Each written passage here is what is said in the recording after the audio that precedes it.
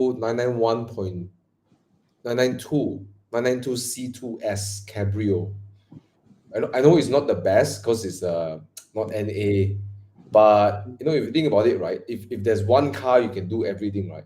Convertible, daily, maybe somebody is thinking about switching over. I saw it's not bad. I think it's like 720,000 ringgit. Yeah. Bro, there's a 997.2 Cabrio for sale, 97.2 Cabrio. PDK Cabrio, Cash buy, 388K. cash buy lah. Yeah lah, but it's only 380. It's not. But it's not the kind of car you can drive every day. It's kind of like, I mean, you can lah, but you have the modern features and stuff. But anyways, I saw. I mean, I think it's a good deal lah for those who want to buy a newer car, below market price lah, 720 for Cabrio, for C2S Cabrio. So it's like coupe kind of price. Coupe is around 600K, 650, 680. Yeah. But 992 992 no, I mean not bad lah. C2S. No, I have no feel with 992. See, so beautiful. I know you drove the 992 Cabrio and then you didn't feel. Yeah. I mean, exactly the same as LX1, 992 C2S Cabrio. LX1 is C2, but then he tuned it to like 500 horsepower lah. Yeah. For what price you were saying? 700. 720 like that. 720. Okay lah, that should be where the market price is, to be honest. That is where the coupe is. So it's not bad because it's around the coupe price anyways. Yeah. Hello everybody. Welcome. We're just having a chat about cars. Yeah. Hey, how's the old Crown? I got a Century because I actually wanted to drive the old Century in Japan, but they gave me the new Century. Yeah. Well, I mean, my whole family loves it. All of us love it. Love it. Cass was like, my wife was like, hey, sell the Porsche.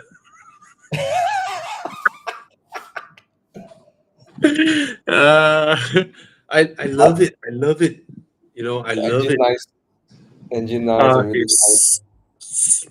It's just unbelievably smooth. It's just smooth and comfortable and soft lah. It's just soft lah. I mean, it's still an old car, but that feel is so different when you're rolling around and with the wing mirrors. The real wing mirrors is mounted on the wings of the car. It's so nice. And I got a very funny comment today I saw on YouTube. Wow, first time heard Bobby's voice so clear. This car is very quiet. That was hilarious. Yeah. It's gorgeous. It's gorgeous. And the day I drove the car to you see, the thing is, I'm only having the car for a couple of days, right? It's obviously like my Crown was there doing things, and then I drove the car back for a couple of days, right? Immediately you fell in love with the car. Immediately you want to fix things with it. So I drove it. I was like, okay, alignment is out. I straight drove to the tire shop. Hi, Tana. I drove to tire shop and said, hey, fix my alignment. Balancing okay.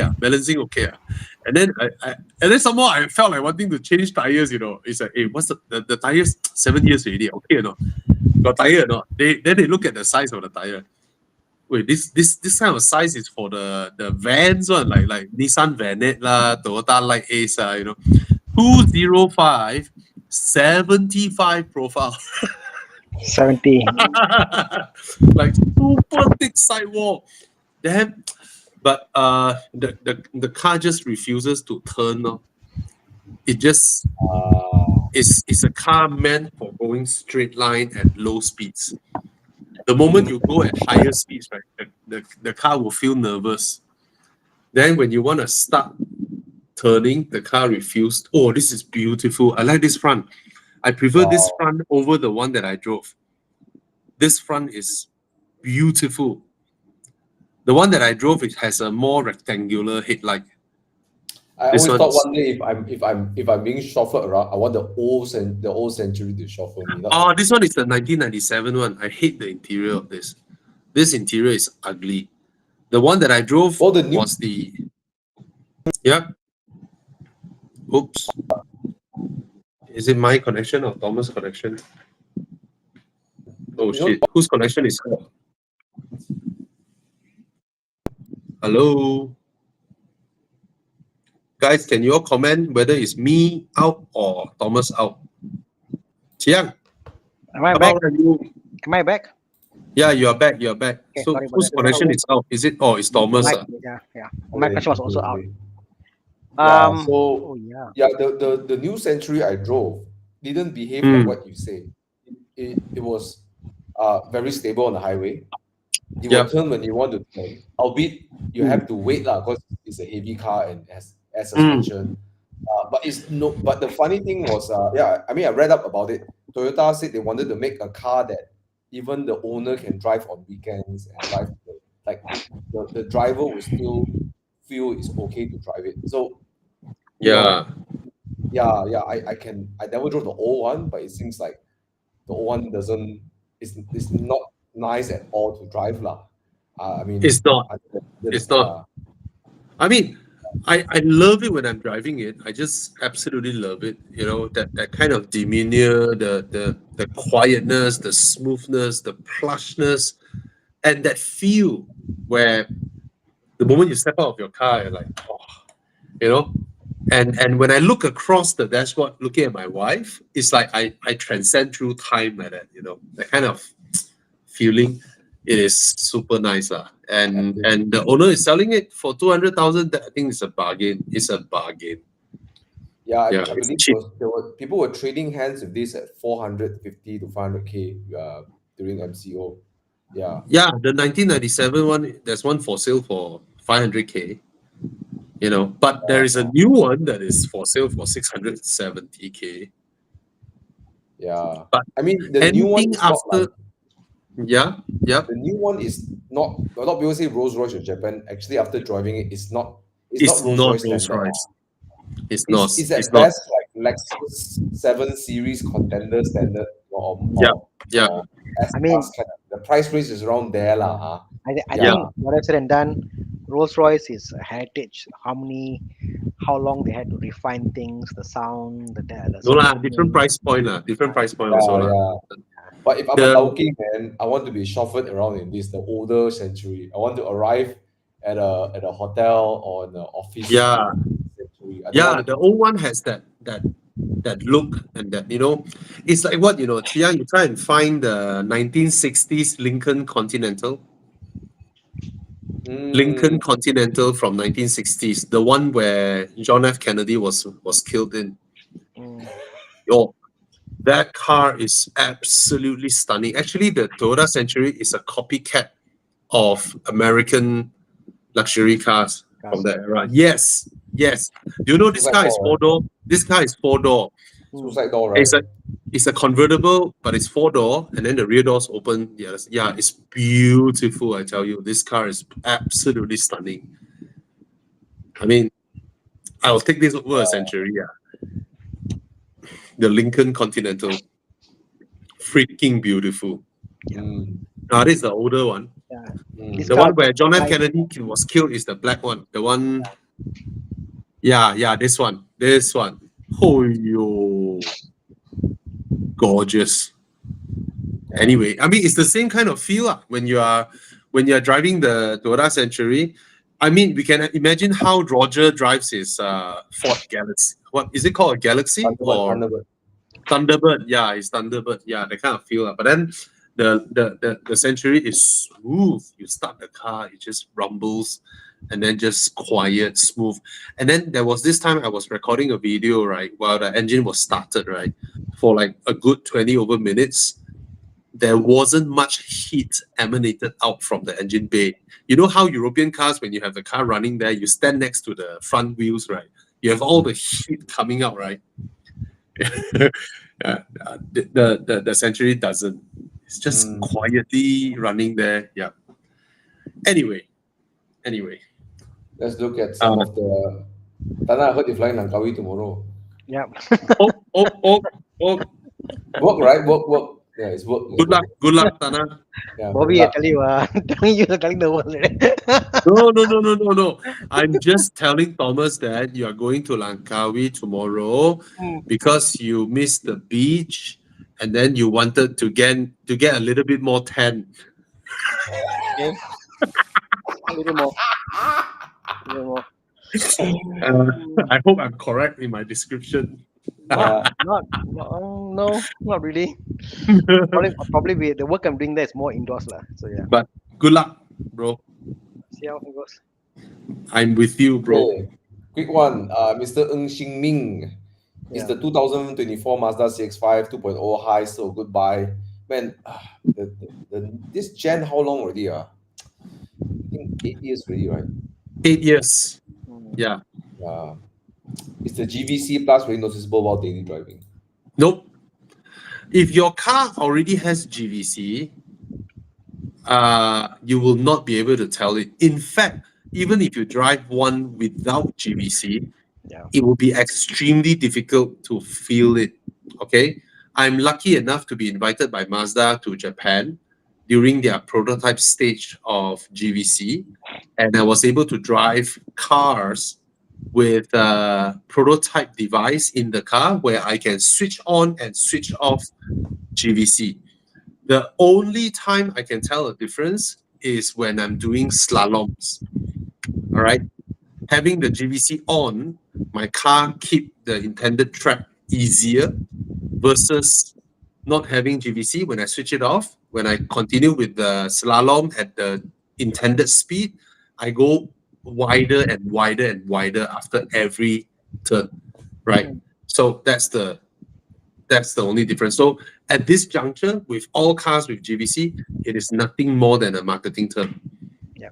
At this juncture, all right, you won't be able to feel it or whatever. It's like braking for stability. Yeah. Yeah. And around that price point, after Genting the other day, when I came down in the Peugeot 408, no way a CX-5 or a Mazda 3 can keep up with the 408. No way. All right.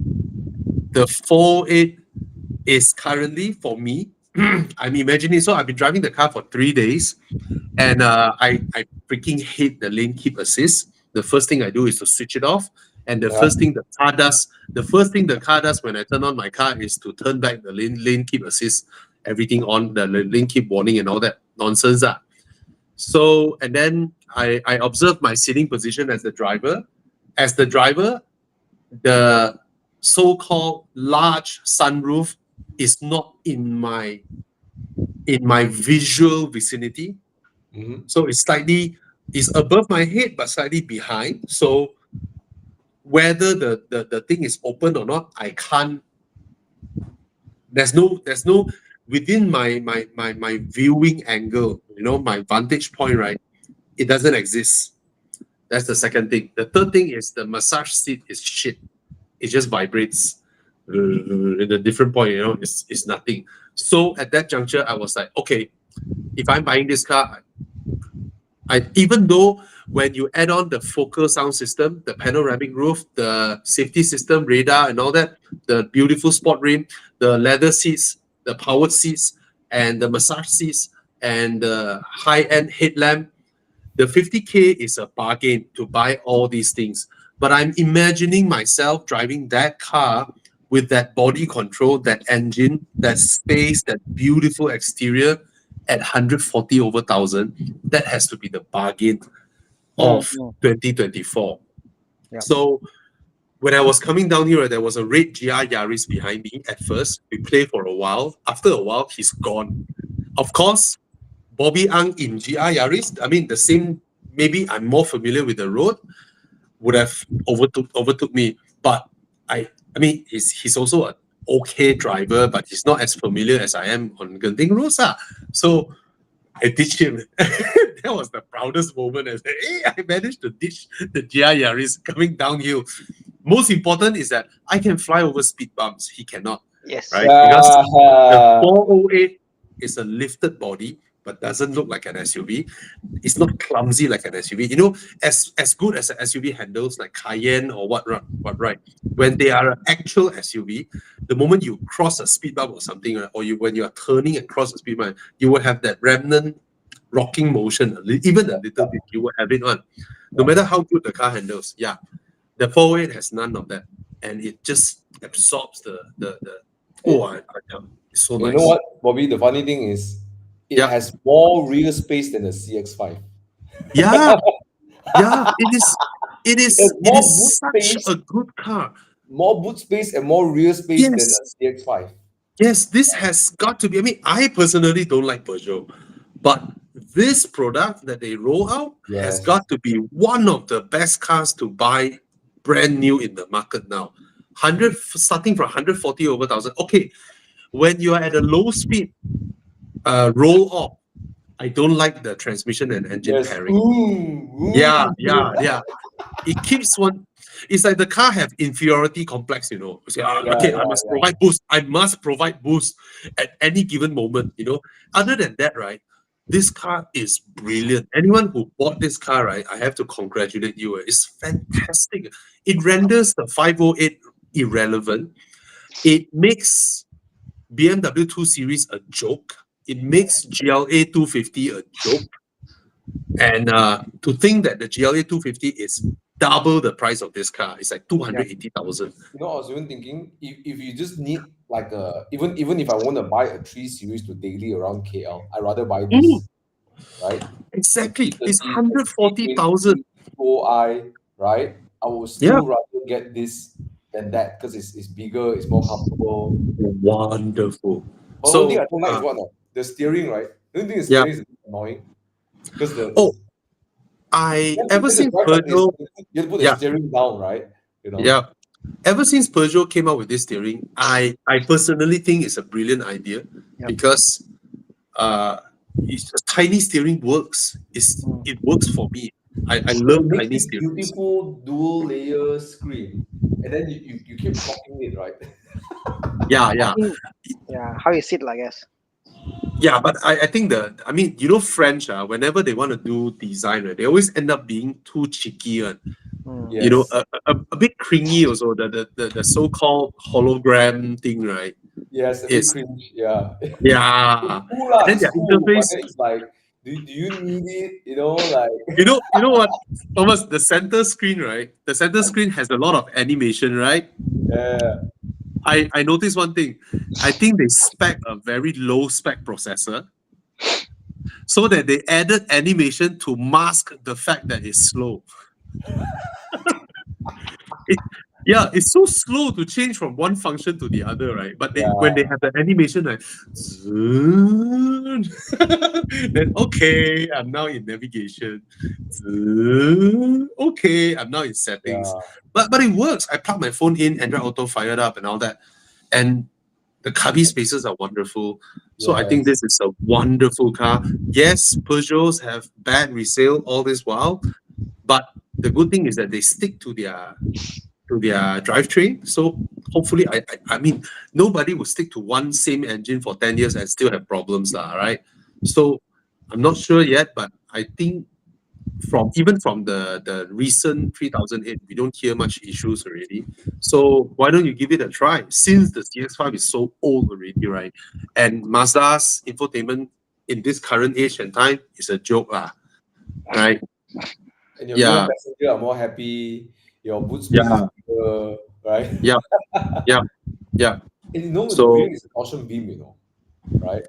And it handles so well. Like they know how to make the torsion beam. It handles so well. It doesn't feel like how a torsion beam would. Like, you know, you feel jumpy and It's pliant. It's pliant. You guys are mad. You know, Baldwin was telling me that okay lah, the handling, you know, is still an SUV. So I have very low expectations of the car. So I had the C class and the 408 at the same time, the new C class, right? Me and Nicholas, both of us, which one would you pick? We were like, then I added a criteria, same price. Then both of us was like, Peugeot. We'll take the Peugeot over the C class. Yeah, it handles so well. Yeah. All right. So that's my answer for the CX-5 guy. Go check it out. Okay, Whew. a question from Sean. Bobby, Phew. I'm considering to replace my F8 with 991. Congratulations.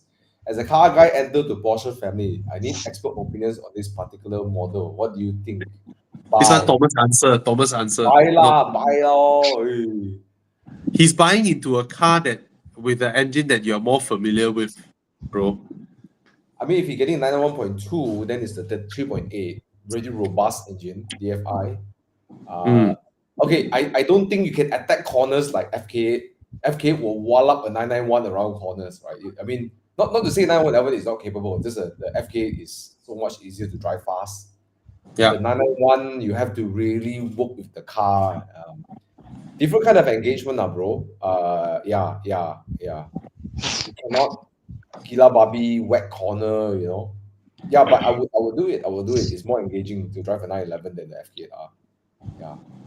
Okay. In most, he didn't mention is 991.1 or .2. So if it is .1, then in most situations, your Civic is faster. And a lot of people, when they go first time into a Porsche, especially a naturally aspirated one, non-GT car, they have a lot of expectation. Wow, it's a Porsche. Then they go up, then they they plant their throttle down, and then they see the car slowly build up speed, and then they're like, huh? Why is it so slow? So Porsche, this type of engines, right, is always at the higher end of the ref range where, you know, it keeps its magic there. The low range you will feel is slower than your Civic Type R lah.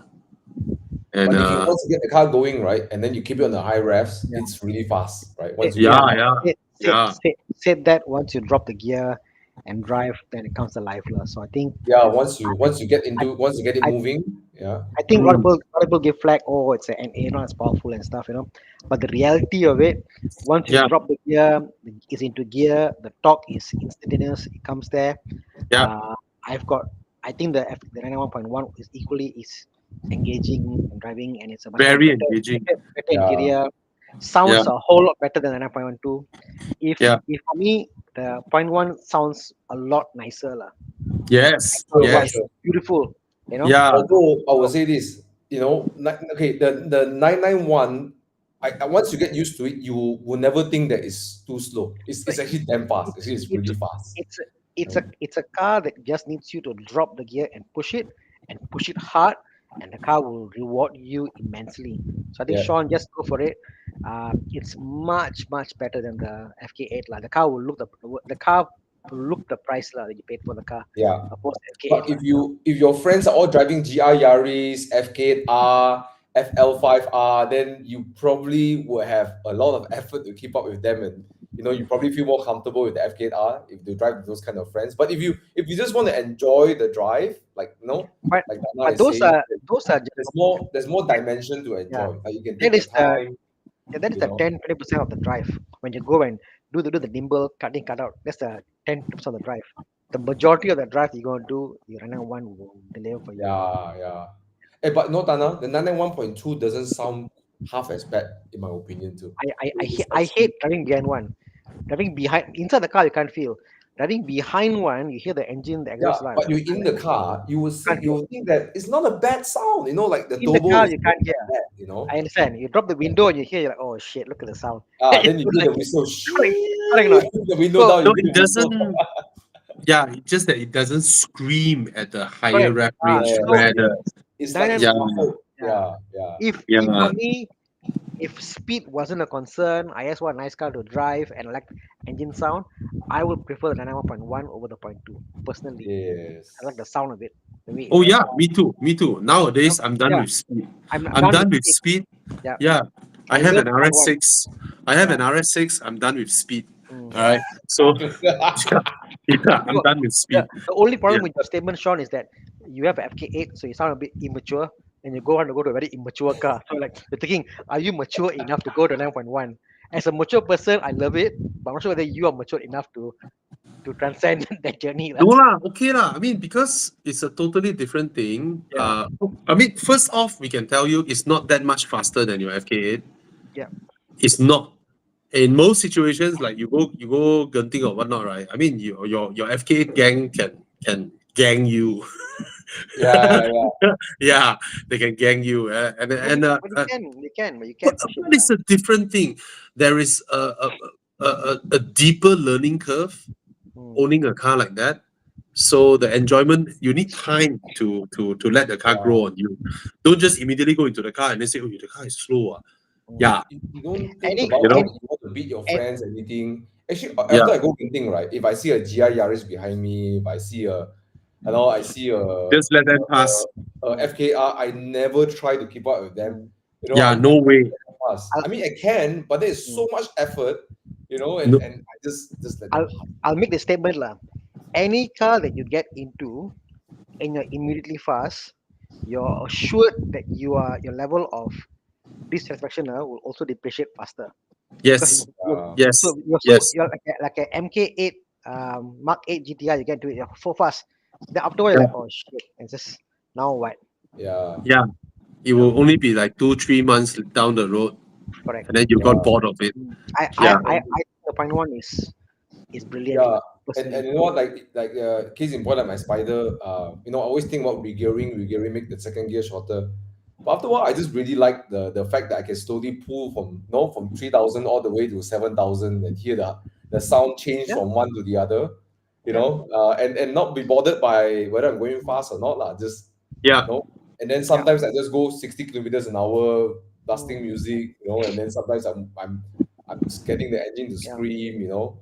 Yeah.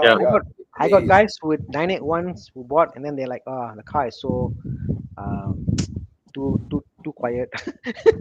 So Yeah. Yeah. You must be willing to tekan the car, get the high revs out. Yeah. Correct. Okay. Anyways, yes. Okay. Let's move on because we talked about this for a while already. Yeah. Okay. SUVs. Okay, come guys. SUVs. X6 4.4. I like this. RS Q8 or Maserati Levante 3.0. I think I will not look at the Levante.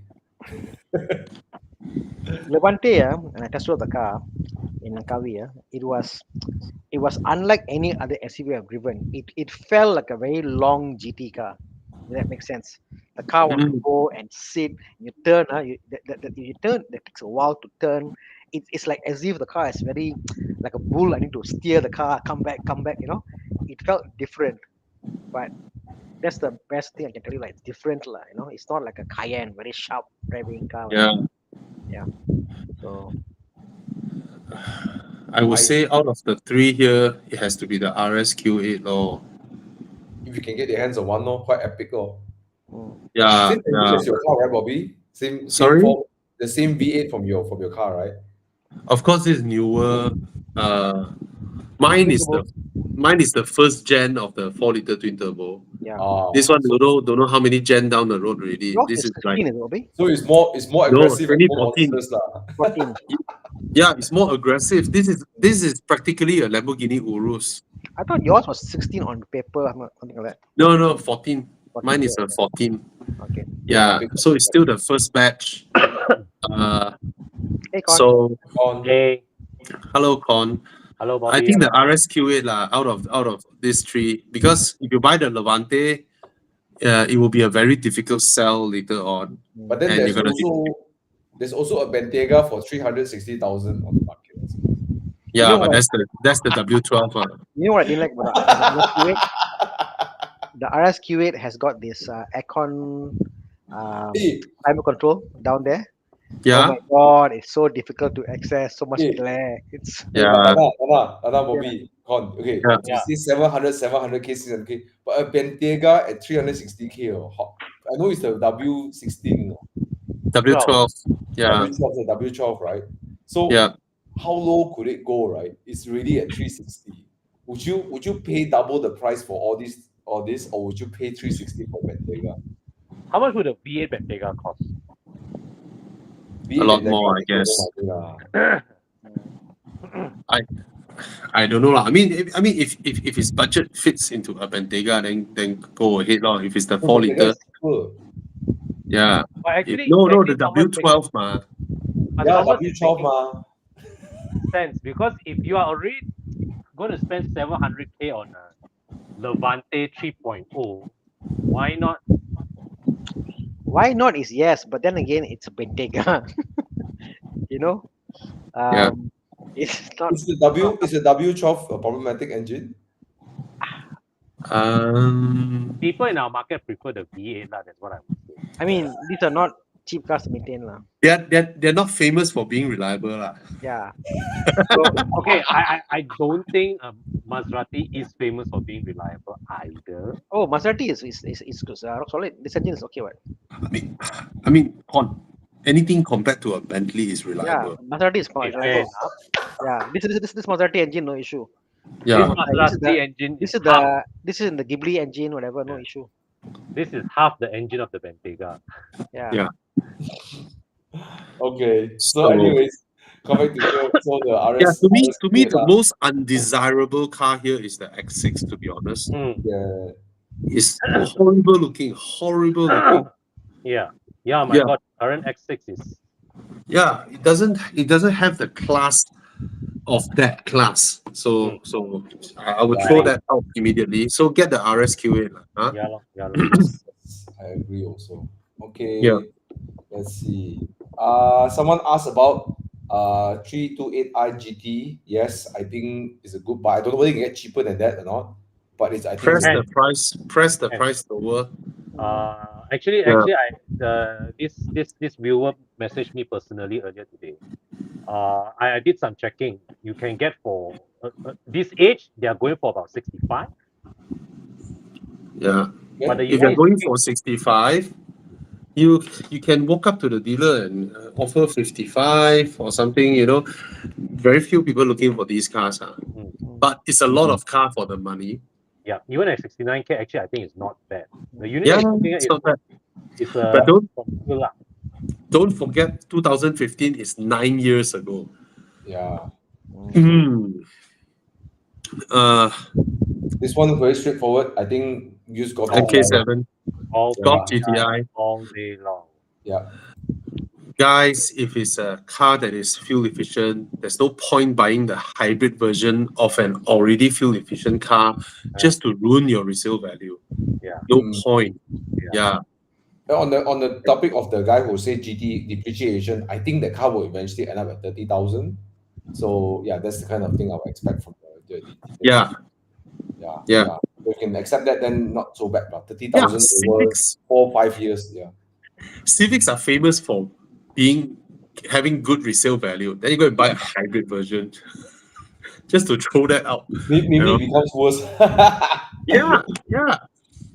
Yeah. Okay. So our friend here, Andy Das, is asking Mazda 6 2.5, 2018 75,000 or Lexus ES 250 for Lexus. 9,000. Pay more for Lexus. Lexus. 2 teens and a wife. Lexus. What the rest? Tana, Con, or Lexus. For me, it's Lexus. Yeah. Yeah. No fight. I think in a way, actually the Mazda 6 depreciates so much. I mean, if you get like a 2-year older than this car, I think it's much cheaper, like 50 or 40K. The same platform. For the ES at 99,000, I can't see it going all the way to 30,000 now. But I just find to pay 100K for a 2016 Lexus ES 250, it's a bit too much, personally. Yeah. But because it's a Lexus. Just a Lexus, It's like, imagine if I put this in perspective, would you buy 100,000 Lexus ES 250 2016, or would you buy a G30 for 130? Lexus. Bro, G20 or G30? G30, G30 120K. 130, I think I get, 130. I've seen them at 120 already. So like, see, the price difference is nothing much, and you want the luxury, comfort, whatever. It's a properly modern car compared to the ES. Then I'll get the G20, of course. But then, if that's the case, right, we are veering to almost double of what Andy's initial budget of 75K. Because 2016, Bobby, I know, your loan availability, what you can get, is limited. but it's a Lexus. Still, No, Tana, I'm seeing this as he came from 75K. he's thinking to squeeze another 20K to go into a Lexus, which I think is completely justified. Mm. But to squeeze another 30K on top of that, that would have almost doubled his initial budget. I Mm. think that would But be it's too far a stretch. But it's a similar installment. I understand. You hear what I mean, right? From 75 to 130 Mm. is a big gap. And from what he tabled here, I think if he can, I don't know lah, Andy does, you can comment further. But given your two choices, which I think if you can squeeze to 90 something, the ES 250, you get more car for the money, except handling law. It doesn't handle as well as the Mazda 6. Mm. But everything else is just Your family reliable. will love it. Your It's wife and the two kids will- comfortable. Yeah. There is so much screen for you to replace an Android version of it because the original one is absolute crap. Eh, Okay. Yeah, but what Tana said is true. If your budget is 100K, Yeah. you squeeze another 20,000, 30,000 to go into a Yeah. 5 Series is a much better choice. Tana, you realize you're frozen here? Yeah, I'm just seeing my video. Yeah, I don't know why my video is frozen. Yeah. Your Frozen Frozen is like is- a prayer Yeah. kind of Yeah, you are in frozen mode. You are frozen. You are frozen in a perfect profile picture mode. Yeah, yeah. It's frozen in the I want my Gran want- Turismo. No lah. Mr. Logic, your Arteon is a damn good option. Go ahead. Okay. Yeah. All right. But save money. You want to save money? Go for the Peugeot 408. Should Yeah, be but around there, right? yeah. Arteon should be around that price already, right? 240, Yeah. 250 new one. Oh no, 220. 22. Yeah. Cheaper. Sorry, I thought new. But different grade lah. I have to say, as Yes, much as I yes. praise the 408, when you compare Yes. to an Arteon, it's a totally different grade product. Mm. The sound insulation, the Yep. the ride quality, the smoothness of the car, outright power and punch is totally different And class. the lah. gearbox tuning and the throttle response. Yeah, is it's outright different class. Yeah, Yes, totally yes. different class. Mm. Yeah. I mean, new Arteon is 250, right? So Mm. different price range also lah. Mm. Okay, I'll try to rejoin, guys. No problem, Tana. Try to restart. Okay, come. More questions. Like, apa lagi?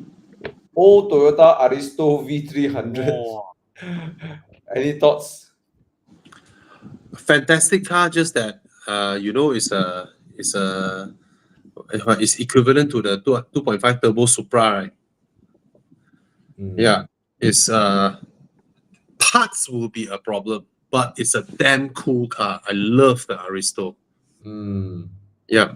Okay, Kun Glasgow asking about the Boxster that you took a picture Mm. of video at Desmond's place. Great car to drive. Steering so stiff compared to my Civic. It's difficult to drive. No. No, it's not difficult to drive, but Porsche steerings are weightier so that you get more minute control of the steering. Yeah. I believe the Civic is electronic assisted steering. The 987 still runs a hydraulic. Hydraulic, yeah. Yeah. Yeah, gives you much better steering feel. So, yeah, buy. I mean, if you are into it, go ahead. And it's from Desmond. Like what he said, you can pick up the car and drive to Thailand straight Yeah. immediately. Yeah, you don't even need to do PPI. He may even follow you to Thailand. Yeah. So Yes. Andy Das is considering the G30 of what Tana suggested, but the G30 is reliable, Andy. Yeah. It is also reliable. Yeah. Okay. So what you will enjoy with the G30 versus the ES250 is outright depth of the handling and pliancy of the car. Mm. Right? You drive a G30, you dare to fly over a speed bump. The ES250, you wouldn't dare. You hit the center, you will hit the middle of the car because the wheelbase is extended so far and Yeah. suspension is soft. But again, yeah, Lexus, as reliable as a G30 is, nobody would dare to challenge Lexus when it comes to reliability. So one is a comfortable big Camry with a very bad infotainment system. one is at the top of his class. The G30 is at the top of his class. Right? Infotainment, comfort, handling, suspension, fuel consumption, power, technology. Very Yeah. complete package. Yes. Mm. So And if you are terribly going with the G, reliable as well. yeah. Yeah. So if you are going with the G30, by all means, it's a fantastic car to drive. Okay. Mhm. And the badge, yeah, BMW. Okay. Someone asking, what's the channel people are asking questions on? So, This channel. CD, let me explain to you. The live show is being played on my channel, Con's channel, Thomas's channel, and Tana's channel, and our Horizon Facebook as well. So most people are coming in from YouTube. So you just type your question. You all show up here. Yeah. Consolidate here. Yeah, it's just a pity that Chiang, is there a way for us to show other people's comments on the screen together with us? It's on our right side. Yeah. Yeah. Now, Can everyone see it? Yeah, they can everyone- see it. They can see it. Yeah. Oh, everyone can see it. Yeah. Then you just type your question. Yeah. Yeah. Okay, Mr. Chabi is asking about the F15 BMW X5 non-hybrid for 100K. You're looking at the 35i, which is the N55 engine. Mm. Yes. Reliable. I think it's a good price. Yeah. It is, I mean, a 7-seater SUV. Mm. Yeah, go for it, bro. The N55 engine is quite rock solid. Unless Yeah. you gun all the time and you full throttle, let go, full throttle, let go, then your charge pipe wouldn't break, right? Because I learned that breaks is when you rev high and then you maximum pressure, then no pressure, maximum pressure, no pressure, the charge pipe will break. But other than that, ignition coil plugs, spark plugs, it's a very reliable engine, and I dare say it's a very good engine. Yep, Yeah. all right. Goodbye. Go for it, Mr. Shafi. Yeah. Yeah. I just want to quickly answer Kun Glasgow. Hey, how do I pick this comment? Well, you go to the chat box. Oh, okay. That's the best part about the Boxster 987. It's at roughly 100 over K now. And you can drive it for 5 years, 6 years, and still sell it for 100 over K. And somebody will pick it up from you. Don't worry. Right? That's the easiest part. There will always be a market for a Boxster. And they no longer depreciate. It's already at this price for a long time. So you are practically buying in, enjoying it, and selling it. You don't even need to sell it for a lower price than what you bought for. All right? Yeah, That's the I can't that's the see prettiest. being sold at. I mean, worst case scenario, put a black hat 80K Worst case scenario, but it's a 0.2 the PDK, right? Yeah, it will not. It's It the will point not. It will not go Electronic, it will go 90K, lower, 90K. It will Yeah. not go 80K, 90K because It's 0.1, Because- right? it's a 0.2. 0.1. It's a 0.1. I'm not sure actually. I didn't. 0.1, look at- 0.1. Yeah. Regardless, 986 is being traded at 80 something. yeah. So 987 at 100 is the lowest it will ever go. Mm. Yeah. You know, 100 plus. Yeah.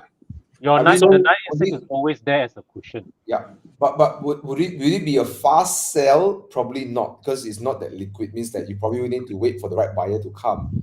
But I think there is enough appreciation for the Boxster for people to buy it at 100K. Yes. Yeah.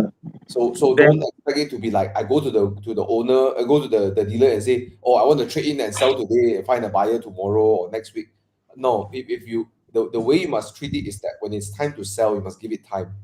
Right? Mm.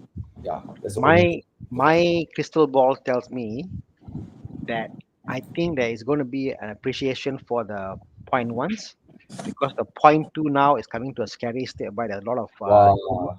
gearbox failures. Anna, can you do crystal ball and tell me which Chinese stock to buy in the Hong Kong stock? No, the 0.2 now, a lot of PDK failure coming up on the first gen PDKs. 0.2 was the first to get PDK, right? Yeah, so it's crazy, Bobby. He's talking about 30-40K repairs, the PDK distance enhancer, and Mm. yeah, a lot of them coming out now. If you look around, Because at the end of the day, it's a dual clutch, ma. Dual clutch got lifespan, one. correct. So Yeah. Dual clutch got lifespan and 30-40K for a brake Porsche. on you, whatever. Yeah. Yeah. Yeah. I mean, 30-40K for a Porsche transmission is okay, what? When a Honda CVT is 20K. Correct. Do these PDKs have repair kits or something like that? The unfortunate problem is Porsche itself doesn't sell the PDK distance sensor. It's by an aftermarket company in US. The China ones don't last, lah. So it's a bit of an issue in that market there.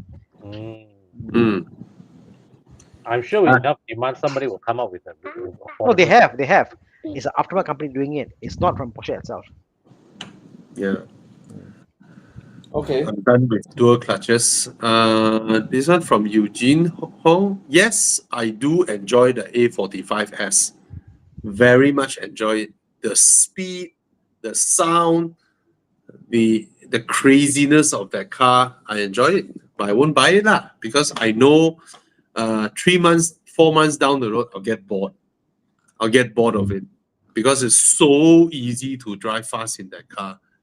So you get bored very quick. But there will be so many people that you can bully. On that You know, note, with right, I bought the JCW Mini, right, Countryman. Yeah. After the initial 3 months of like zooming around with 300 horsepower, right? Every day I drive around, it's just like right? Like Yeah, like I a normal car, right? like a normal car. Like, okay, you know, like I don't even want to put my foot down anymore. I just drive it like how I would drive a normal Countryman, you know. So I think, You know, the A45S will become like that for most people. They just everyday drive around like that, you know. you know what's the best part, Thomas? Uh-huh. When you drive normal, right? At least you are paying the same road tax as all the normal Countrymans. For me, right? After the initial excitement of driving the RS6, right? And then after that, just drive it like normal, right? Sometimes I ask myself, why did I get the 4-liter version when the maximum acceleration I do in daily is the kind of acceleration any 2-liter turbo can do to overtake someone. Sometimes if I tekan too hard, it goes too fast, it is damn scary. You know? So very seldom we drive it fast. You know, now the thing with the car is that I have to occasionally drive it out to purposely keep it at a high rev, just to give it some Italian tune, and then to purposely do some heavy ass braking in front of the tow booth, just to get rid of the squeakiness of the carbon ceramics. Yeah. Just to purposely do that. Because if you drive smooth daily, right, with carbon ceramics, right, it's gonna develop squeaks. Oh. Yeah. If you drive smoothly, just drive smoothly, it will develop a lot of squeak. Then you have to like go and then heavy braking a few rounds just to make the brakes perform as normal. You know, if not, it's damn noisy. Yeah. So that's the thing with all these kind of 4-door high performance cars. The commercials look great. The thought of buying one feels great. After the first initial few months, you're like, why did I do this? You know? Yeah. Yeah, on that note, okay, now I won't. Let's not elaborate too much anymore. But yeah. Okay. We have a lot of questions to answer. Okay, I think CD is asking because he didn't have his question answered. Okay, Con, are you familiar with these two engines? Anna is more familiar with these two, but it's a matter of taste lah. N54 was the first BMW turbo in 20 over years. It's a twin turbo, right? The one, the 24? Twin low pressure turbo. I won't pay 3-liter road tax for a non-turbo when the turbo is available. The N52 is available in 2.5 and 3-liter displacements. So if but the N54 is only on the 3-liter guys. Only 3-liter, yes. On the 3-liter turbo, N54 twin turbo. So I wouldn't buy a N52 BMW. It is the exact recipe for the kind of car that will depreciate until it's 5,000 ringgit. Mm. Big engine, no power, even though it's smooth when it was new. And it's not like it's more reliable than the turbocharged version, you know? No, it's not. Mm. It's not. Yeah. It's not it's not unreliable, reliable. but it's not Yeah. more reliable than the N54. Exactly. So there's no benefits at all. Mhm. Yeah. So Joseph Mui Jun Yao is asking Mark 7 GTI or Mark 7R, both 2017 at stock. Which one is worth considering moving along from a current Civic RS, which is not the RS spec? Yeah, is it hard to maintain as you see in the forums? Yeah, I think go for the Mark 7R lor. Yeah. Yeah. If you can Go for afford, the R. go for the R. If you can afford, Go go for for the the R. Go for the R. I mean, these cars are not hard to maintain, but the fact is, most people drive really hard. They tune their cars, they change their exhaust, they change their brake kits, they do this, do that. And you don't know what Frankenstein you're getting into when you're buying them, especially in 2014. Sorry? Stock, he said, both at stock. Okay, nice. Then Then get the R. R. Get the R. I'm not sure if Ivan Kong's unit is still for sale. But Ivan Kong was really, and whacked by Uncle YS and whacked by Ivan Kong before. So Certified by Uncle YS and Ivan Kong. I think sold already that one. But yeah, I would go for the R. Yeah. Yeah.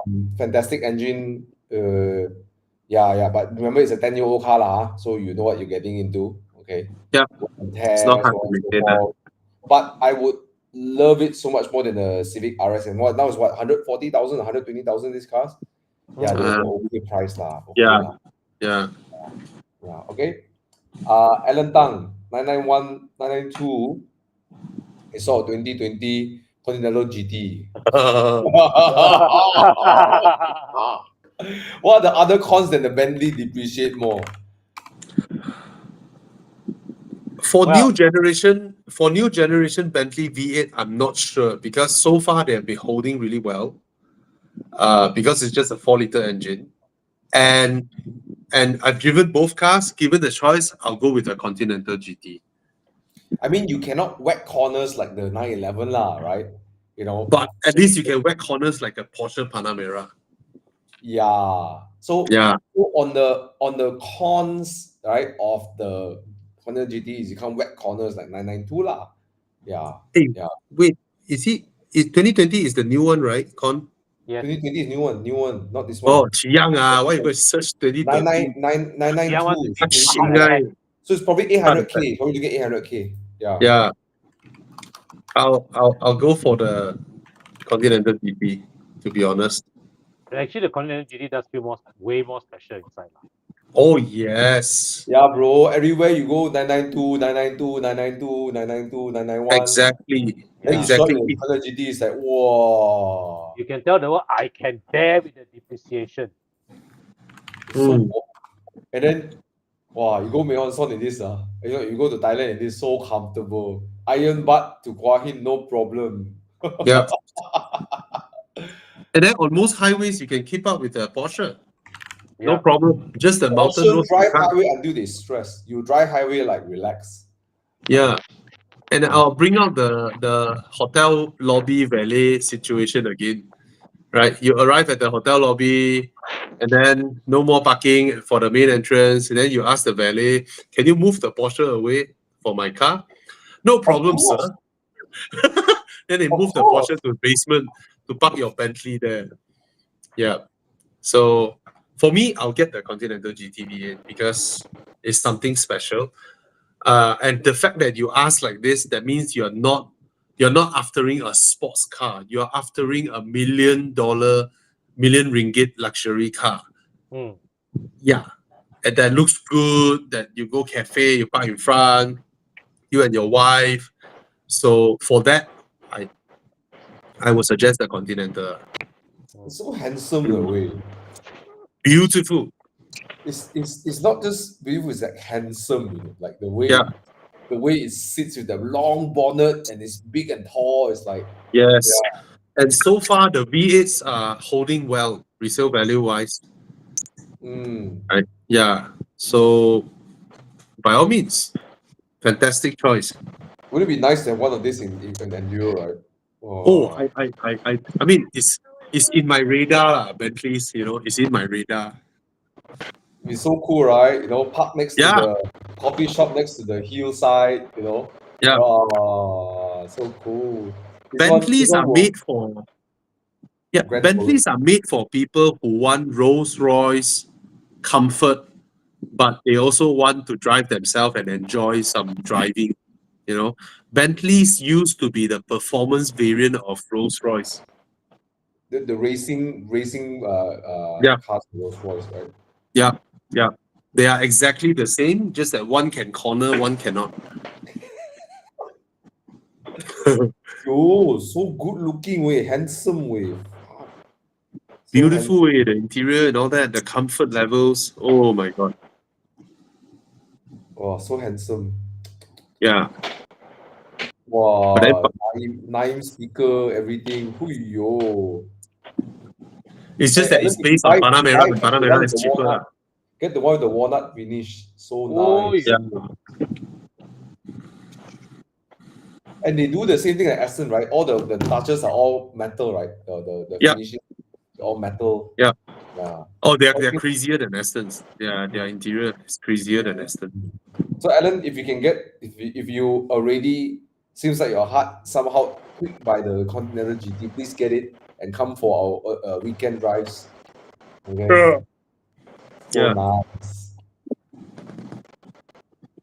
Yeah, if you got Continental GT convertible, even better. Of course, lah, Encik Berong, if it's a convertible, it is way better, right? Yeah, I'm okay with the coupe because the rear quarter windows can drop. So when you open, the full window experience is so nice in this kind of long coupes. Yeah. I mean, you wouldn't attack corners in the car, lah, but you can, right? I never You driven can. one. Yeah, you totally can. Okay, it handles exactly like a Panamera. They are of the same platform. Just think of Panamera Turbo. Same. Oh, really? Shit. No wonder Yep. lah. I saw my M2C. There's a Continental GT, the green one. Like Yep. whacking all the way to Gotong with me. Basically, the Continental GT 4-liter V8 is a Panamera Turbo. Nice. Yeah, they are the same. They handle exactly the Same same. engine as well, right? Yeah. Same engine, same platform. Yeah. Wow. Like that. Handsome lah. Walao, so handsome. Okay, don't see anymore. Come, let's go to the next one. Okay. Okay, Exige S. Oh, sorry. Sorry. Oh, we can quick one. Exige Okay. S price. Buy. not Because scary maintenance. whatever the maintenance cost up and down, the car is not going to budge its price with it. It's going to be around there. It's a Corolla engine. How scary can it be? Supercharged Toyota Yes. engine. And think about it, whatever the name, what's the name is, I can't remember. Castile, right? Castile. It's 180K to 200K. Even if you service, repair everything, you're still going to sell it around that price, right? So just capture that for a moment, and I believe that it will hold its value because no other car in the market will ever be designed and drives like that, right? Yeah. Okay, cool. Next, is someone click something? I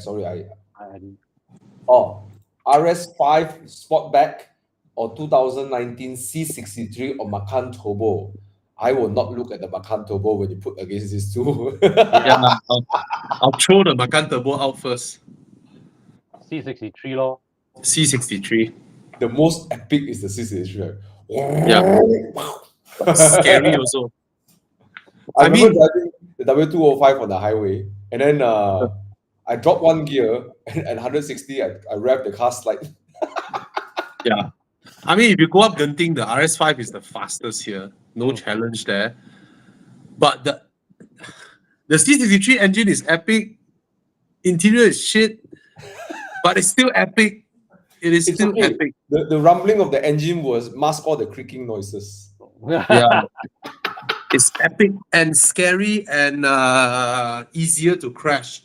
Now, for this price point, would you consider a slower, much more luxurious, looks much more epic Lexus LC 500? Yo, yes. Sounds amazing. It's the same price. So, yes, the road tax is high, but the LC 500 is the better car, in my opinion. Also, the slowest here. But it's not a slow car by any means, just that it's slower than these boys. But the sound, the luxurious interior, the finishing, all this. The Macan Turbo Consider this. will depreciate. Yeah, all the way Macan down. Turbo is shit. Throw the Okay. Macan The Turbo away. C63 will depreciate or maybe hold around 300, right? But the Yeah. the Lexus 5, the LC 500, that's around where you would expect the car to be, maybe 380, 400. Yeah, Yes. but I don't see it dipping below 400 that soon. Yeah. It is a car that won't dip below 350. It will not dip below 350, whereas the RS5 and the C63, you can expect it to go down to the levels of 200K. Yes. Yeah. Whereas the LC500 will always hold above 350, no matter how many years down the road. It will hold there. I suspect when they stop allowing the import beyond the 5 years, then Yeah. we'll start to really maybe slightly go up or maintain around there. It'll be the Yeah. kind of car people wish they had bought, Yeah. Yeah. And every morning you start your car, you Ooh. roll about, that feeling is just different. When Joshua goes Yeah. down getting in his structural blue LC. Yeah, man. And then It's I'm behind beautiful. with my Spider. I just I signal left and I wait for him to pass. Yeah. Oh, yo.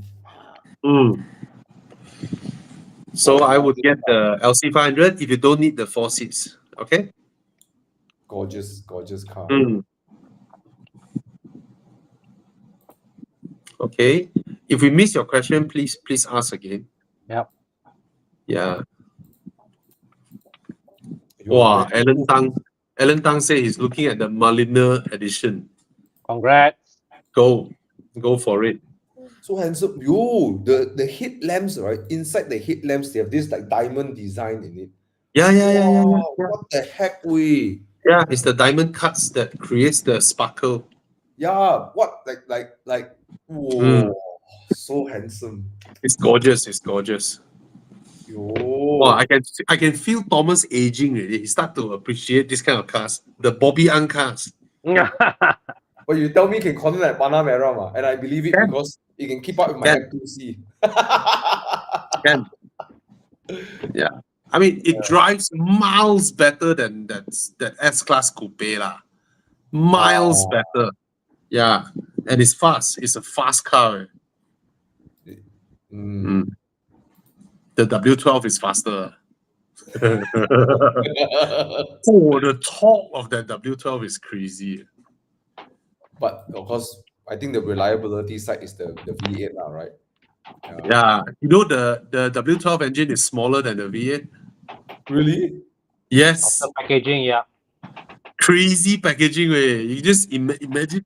How does the thing run? It's so tiny. The engine is so tiny. The W12. Tiny engine. It's smaller than the V8. It's 2 3-liter V6s put together. So it's three Golf GTI engines put together, right?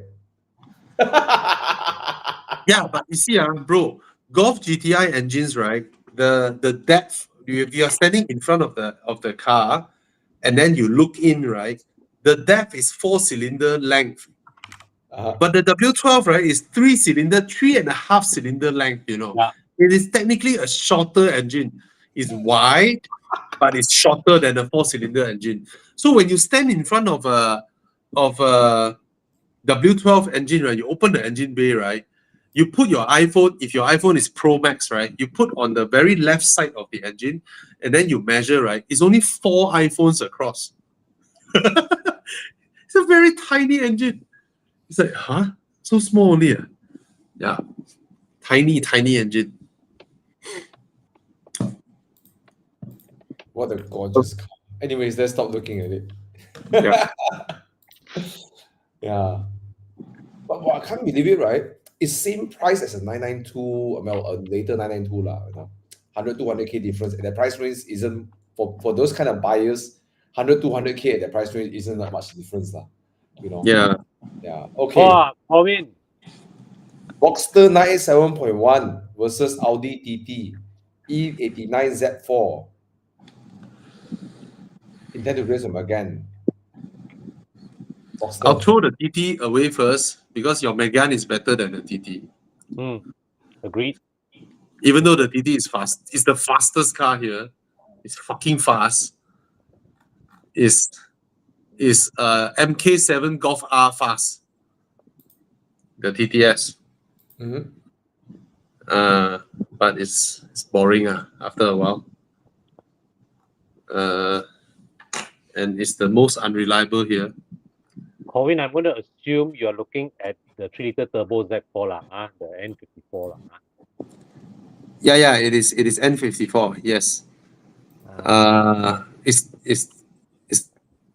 It's fast, but not as fast as TTS. I would say for you are already coming from you already have Megane. the series, right? Yeah, you already got a 6 Series with the N55, so get the Boxster lah, Colin. Get the Boxster. What are your thoughts, Thomas? Get the Boxster. Yeah, he's a 6 Series N55 Cabriolet owner. So if he has another E89 Z4, 3-liter N54, yeah. Get the Z4. Get the Boxster. The Z4 will feel. I mean, I guess it's a different driving experience. A mid-engine, right? And this generation Z4 actually doesn't handle really well. Nah. It doesn't handle like a sports car. I think it's like better looking than the 987. Yes. It is. In actually every generation Z4 is better looking than Boxster. Except the Boxster Spider. Okay. That one is nice. Yeah.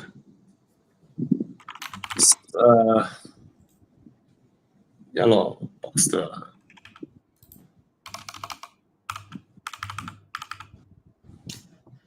Wow. Bobby. Just that, Colin, remember to remove the tinted lights. Kesian. Desmond damn kesian. That's why, hey Bobby, I want to sell my car. Oh, my first word. Wow, this car damn ugly, way. Kena sabo by me. Yeah. Bro. But from the front it's okay. So that means you remove the tint, it's okay. I'm a bit like jaded by, the modern Ferraris, I mean, I know the 488 is so nice, 488 Spider, you can get for 1.2 mil. I mean, it's fast and nice, but yeah. For the kind of okay, imagine that, Bobby, 1.2 million or 1.4 million, you get a 488 Spider. Or you spend 1.1 million, you get a Bentley Continental convertible. Right? I'd like to see you in one, Thomas. I mean, at that kind of price point, 1 million plus, getting into a Ferrari is a very good investment lah. You go into a Bentley, you will lose $500,000 in the next couple of years, but you will not lose on a Ferrari. Yeah. You will lose that money already. It's gonna burn away. Yeah. Like that. Yeah, but if you want the comfort, 488 also is due to drop price also. 488. If you buy a 1.2, 1.4, it's due to drop also, right? For a very long time, it will still be cushioned by the 458 right? And then as I expected, let's say 10 years down the road, I believe the 458 will swing back higher than 488 in the next 10 years. But it's gonna take some time lah. It's gonna take. Why I say 10 years? Because you have to wait until the F8 also cannot take loan. Then you will see them go into their equilibrium. And in that equilibrium, 458 will climb above 488. Because when it's a cash buy anyway, people will go for F8 and not 488. if they want power, if they want turbo. Mm. But those who want sound and NA will go for the Italia, the 458 Italia. Yeah. Way Then more the memorable. 4A will be, the 4A will be the unwanted child, like California like that. Yeah, Always hovering about 600. correct. Around So that. if having that state, right, let's say it's all going to 500, right? Would you get a Continental GT Cabrio or Coupe, then the equivalent price 488? If I'm Thomas, I would get the 488 law. If I'm Sean Tan, I will get the Continental law, because Sean Tan always buy property first, ma. Then he delay his purchase of car, ma. By the time he buy car, he's like 65 years old already, so he'll get Continental. For a moment, I was thinking of our FD2R Sean Tan. Oh No, no. it's I hung. Yeah. Okay, come, let's go. Next one. Wow, we all the Desmond's Boxer get a lot of airtime today. Yeah. I just sold my That's why Fiat. that's why he has friends like Bobby, ma. I just sold my Fiat 500. Oh, Congrats. yo, Christian, Erica, You haven't asked what he got into replace the car yet. balloon. The Mini Classic. Yo, oh, Christian, Erica. It's okay. We're gonna revisit the Fiat in the future. Thomas, the Fiat is like, I thought our love was perpetual. Because Thomas buy the car, then so cute. Then after that, wedding car. After wedding, sell. Okay, the wedding car was supposed to be the Mini, but then the Mini Hey, wasn't but ready in time. The Fiat communicates romanticism in a way that the Mini doesn't. But Tom, Mini is not romantic at all. Yeah. Mini, Yeah. you come out, right? You feel frustrated, like you feel like. Yeah, the Fiat just when you drive that with your lover inside the car, you just have that feeling of Yeah. like the two of you sitting on a scooter, that kind of feel. Like it's Yes. Mini is like you blast rock and roll. Yeah. It's like exciting. Then come out, you like hands are shaking, everything. The Fiat is like you don't care what speed you're going. When you drive usually, right? Your waste time usually you say 10:30, you arrive at 10:25, right? But in the Fiat, right, it says 10:30, you arrive at 10:35. You go slower than waste always. Because I'm enjoying my time so much in the car. I'm listening to a podcast or I'm listening to music, and I'm on the middle lane, and I don't give a shit. And I'm with Erica, and then we're driving, we're chatting in the car. We just you're right. It's a very romantic car. It's not the last time I think I'll get a Fiat. I want to get a Cabrio. I want to get the Cabrio. Oh yes. So Yes. if it's the final Fiat I will get, then it's the Cabrio. I don't mind the AMT gearbox. I want it to be in Tiffany blue color. Yeah, that's the thing. I wanted to rent that Fiat when I was in Sardinia. Mana tau kena scam car rental company. Scamming everybody. Yeah. I drove my Mini for a while. Yeah, I got back into the Fiat. It's like shit. I went to S, like Fiat felt like S class way. Yeah, suspension damn good. Yeah. Anyways, question. Mazda 6 below 115K. Which year? But the Mazda 6 is a good buy, but there are plenty of good ones much cheaper than 115K. Yep. Like what? No, plenty of good examples of the Mazda 6 below 115K. Yeah, but do buy the one that is 2015 onwards. Okay, that's the facelift. Buy that 2015 onwards. So this is what? This is 2016. How much is this going for? Now this to me I would say is a good price. I know, but this is 2018. Let's look at his affordability range. His one should be the latest facelift with the chrome bar under the front headlights one. This one is above, which is beautiful, but the one below is the latest facelift. When you're done, let me give a suggestion. Chiang, what year would that be? Okay, around this price point, 2021, buy lah. Okay lah. It's a 3-year-old car. May I suggest 3-year-old car. Yes. May I suggest something? Ford Mondeo. Hey, okay, serious. The top converter, top Ford Mondeo, not the dual clutch. Yeah. 45,000 ringgit. That or Mazda 6. I'll go for the Mondeo, but that's me lah. Yeah. So you have to understand these are normal car buyers. He's looking at a 2021, not too old car. 110K is a good buy. Why? Because a brand new Camry is 200K. True. Just think about it. How much this segment has gone into now in terms of Look at price that. point. Look at what Jiang is showing us. 43,000 ringgit for Ford Mondeo. That's a lot of car. Oh, but it's also a very old car, ma. No, 2016. Look at that. It's not bad. 8 years lor, Yeah. right? And you Yeah. save yourself 80,000 ringgit. Bro, let's be more realistic, because he's looking at a car that is probably still under warranty. You know, can go back to Mazda for service. exactly. Okay, so don't like that. Okay, see, a brand new one is now starting from 180,000. Just now, the one we were looking at is 2 what? The 180K. I think I remember saying it was 2.0. Chiang, can we find him a 2.5 one? Yeah, you can get 2.5 even better. No, what price? Chiang, can we find a 2.5? Facelift 2.5, Mazda 6, 2021 or 20, around his price point, 110K. Is there a 2.5? Sure, got. Huh?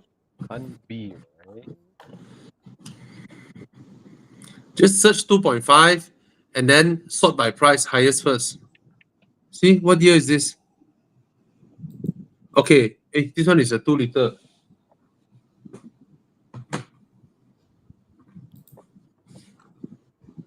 Got 2.5 or not? Sure got one. What the heck, Samsung? What the heck? I just replaced this screen less than a year ago, 2,000 ringgit, and then now it broke again. Man, Aiyo. my iPhone used so long already, but the screen never cracked also. Aiyo. Bobby, my Oh, screen. now my right side no longer function. But Bobby, my phone used so long, also nothing wrong. Yeah. Fuck, wait, it's totally not functional now. I spent 10,000 on this phone. 8,000 to buy, 2,000 to fix the screen, and then now it's dead again. Cheebet. See, Bobby, my iPhone, I spent 6,000, now until got no problem also. You know, I cannot unlock it because I cannot press this side.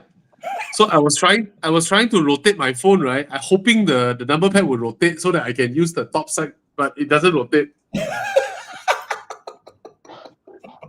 Yeah, so it's dead now. Yeah, ma. Anyways, any potential issue with the Ford Mondeo? I think Con, you got most familiarity with the battery, right?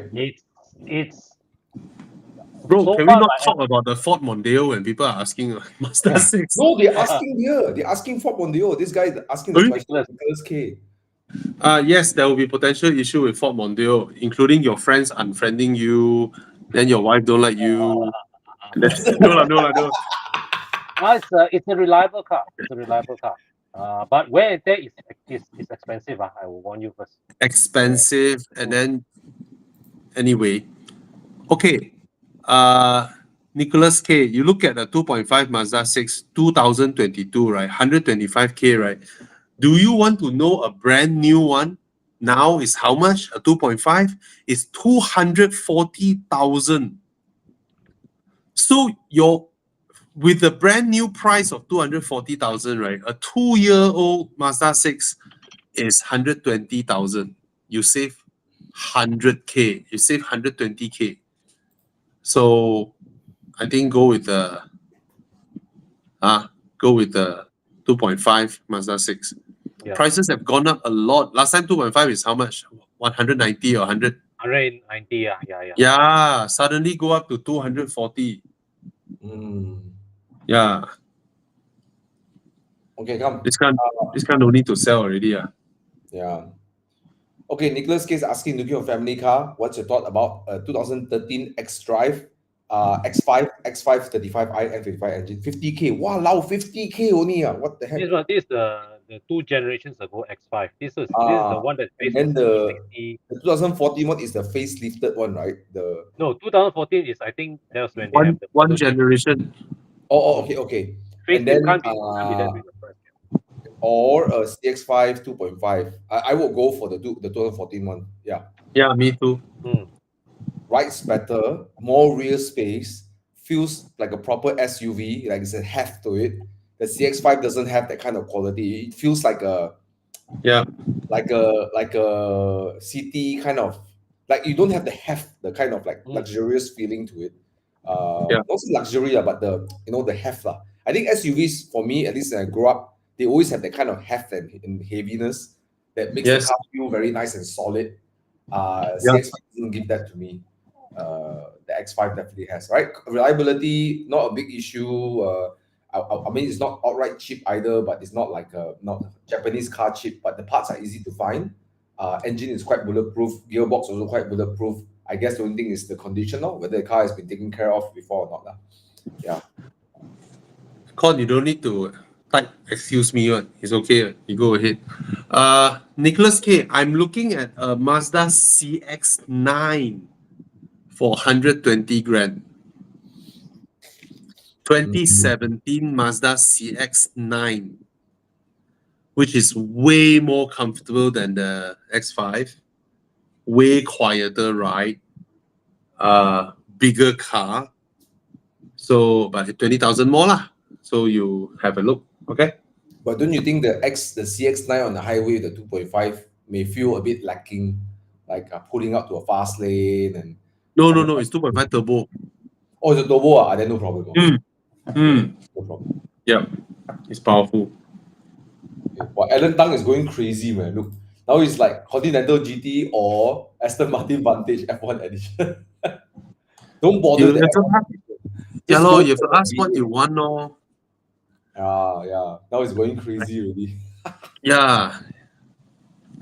I mean, if you ask a lot of people, Aston Vantage versus 992, most people will pick the 992, right? But if you want comfort, luxurious, and all that, the Continental is pretty unbeatable, Suddenly, the Vantage feels so small next to a Continental GT. Yahweh. Okay, a very young person daily driving a classic Mini. Super cool, super thumbs up. You're epic. Looking for upgrade. Currently looking at the Mark 7 GTI, Z4 2.23i, F-Series Cooper S. Something exciting to drive.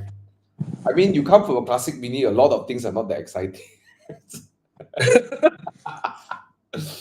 Okay. I think Z4 is the coolest of the lot so far. Yeah. But 23i, Yeah, 2.5 NA.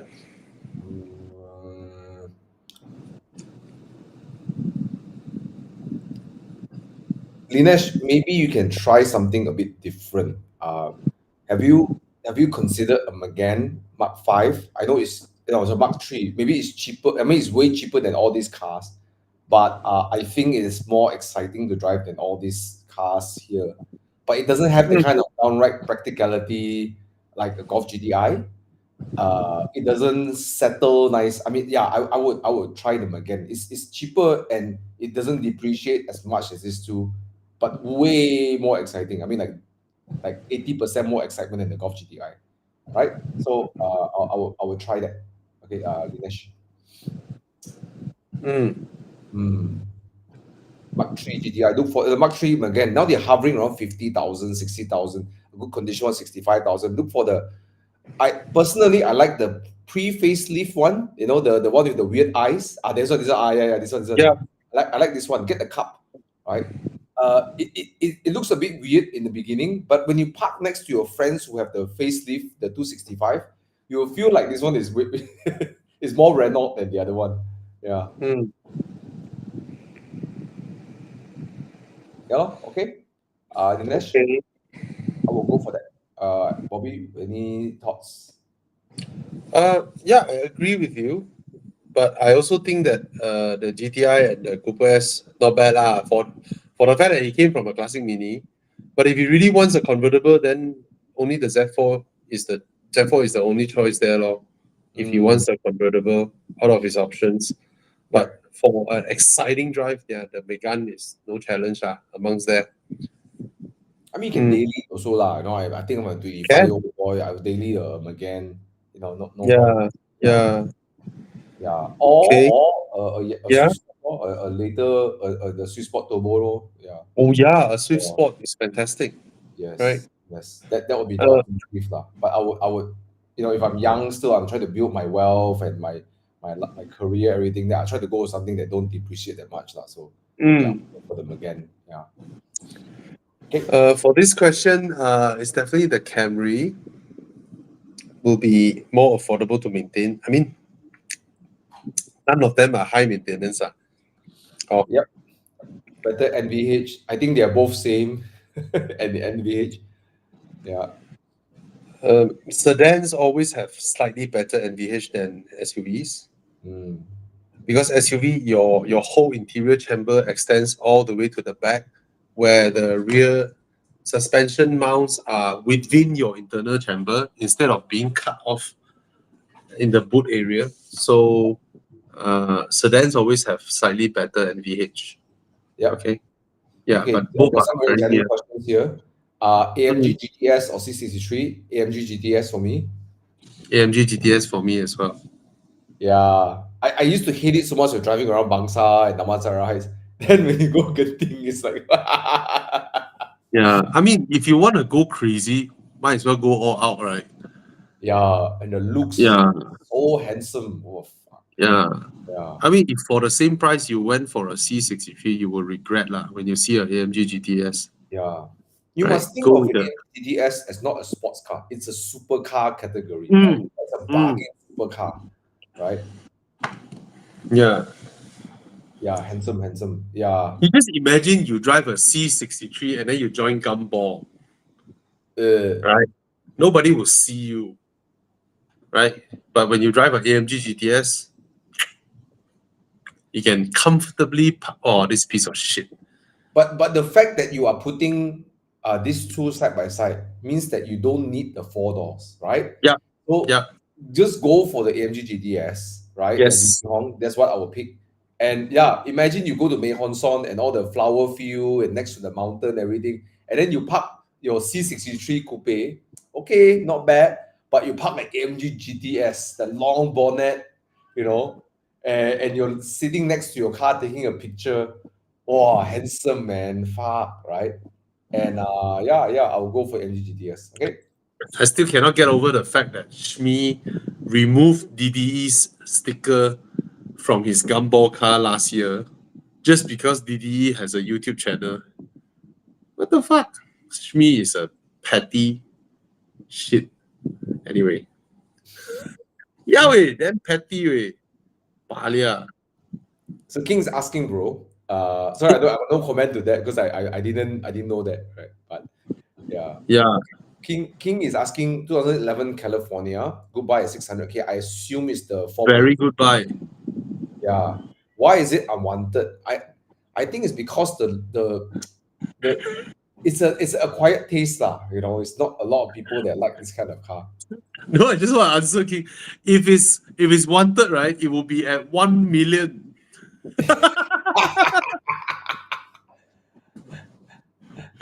Right? If it's a sought after Ferrari, it will be at 1 million. There's a reason it's at 600K, given that it's a 2011 car. I mean, it's not like it's bad, you know, because most people see Ferrari as the mid-engine Berlinettas, right? So that's the image of a Ferrari, and this is an outlier in Ferrari type of cars. So acquired taste, lor. If you like, lor, right? I mean, it's still a Ferrari. At the end of the day, it's still a Ferrari. The I think roof it's might good work. looking The roof might work. It might not work sometimes because it's a Ferrari, right? know, But sorry, let me- you go ahead. No, lah. I just want to say that it's still. I just want to say that it's still a Ferrari, right? Mm. You roll up in this. You spend 600K. You're in the Ferrari. It still sounds like a Ferrari if you get the 4.3, yeah, right? Mm. Yeah, you still have those dodgy stitchings, the sticky buttons. You still have all that, right? It's still a Ferrari, but The aircon control looks like it came from Alfa Romeo or Fiat. yeah, Brandon showed me his aircon control unit, right? He claimed a new one from Ferrari, and it's already sticky already. Part of the authenticity, right? Yeah, So yeah. I know the funny thing was Alex told me his story. He was used to have this in Kuching, and then he put all his laundry in his car, right? And then he put it in a boot. He drove to the laundromat. The boot cannot open.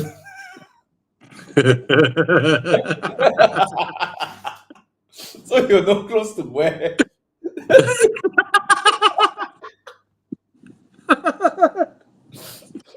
Yeah. Because it had to do with the roof mechanism having some issue because the boot and the roof has some Well, it's Yeah. Italians. If they can't make window switches reliable, don't expect them to make roof mechanisms reliable, lah. especially But in it's the a Ferrari. At the end of the day, it's a Ferrari.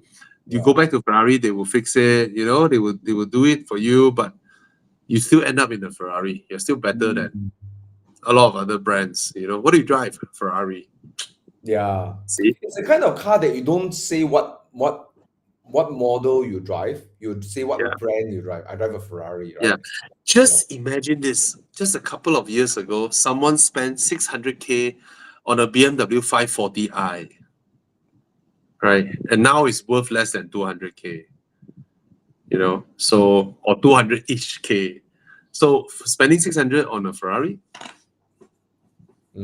Even if you Yeah. spend 100K to maintain that car, it will still way outperform the depreciation of 540i, right? yeah. It's a Ferrari. This is a long question from Wei Zion Tan. Convertible, looking for convertible, daily driver, dropped out on weekends. I've been driving a Merc C200, W204. Something fun, looking for SLK 250, 2011 or Z4 23i. Two also not my favorite cars. Yeah. But what are their price point? Let's look at it. The price point 120. should be 120. so high, man. SLK's whole road 120, 110 one, bro. Should be lower lah, because his consideration is also the Z4 23i. Chiang, are you there, Chiang? Tonight, are you there, Chiang? I'm here. Yeah, where are the suggestions of cars when muda or whatnot? 80 Yeah, to around 80 to 100. Oh, okay. Maybe car price dropped a little bit. I think it's a cash buy, right? 2011 is a cash buy. I would try to if you got the cash for 80 to 100K. Boxster. Yes, or maybe an MX-5. I think it drives way better than any of these two. Yeah. Boxster. Yeah. Huh? 987. I don't have particularly I don't have a soft spot for the 987s. Yeah, Me too. The interior feels a bit sparse to me, and then the exterior for me doesn't do it for me lah. Especially the Caymans, especially the Boxsters are okay. The Caymans especially I cannot tahan. Yeah, but his budget and convertible. Okay, I got another. Okay, let me go and check verify before I can suggest this. Yeah. Oh. Okay lah. I mean I will go MX-5. If because it's still cheaper to maintain than those two. It's budget around Definitely. there. Yeah, I would lean towards MX5. Way nicer to drive. Yeah, I don't think I can equate the Z4 that gen and the SLK with fun driving. Like yeah. But the dailyable part of it, yeah, is really small. Yeah, it's really small. So you might feel cramp in the MX5 lah. Well, Vishon Tan, there is a blue color Boxster for sale at KL Auto. I just saw the car yesterday. Okay, yesterday. I just Yeah. verified cannot recommend this car. Okay. What's But that? yeah, What's that? What's that? SL55, they're around 200K, 220K. Yeah, but that one, Oh, the price range and maintenance different lah. But I think it's a pretty handsome car. Somebody want to trade in their SL55. I think I was looking at this like around his budget would be the SL350. SL350, right? Yeah, which is a lot of car for the money as well. Just that you are on a totally different maintenance regime. No? Yes. It's gonna cost you a lot more to maintain. Yeah. Okay. Yeah.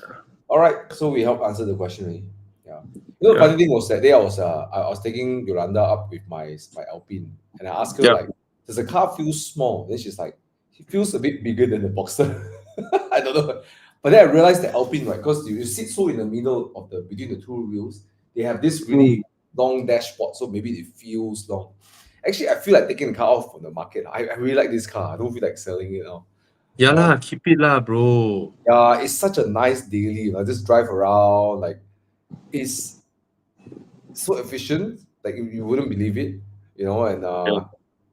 And once you get going, the car is fast, man. The car is bloody fast. Yeah. Yeah, but you just leave the ad there, lor.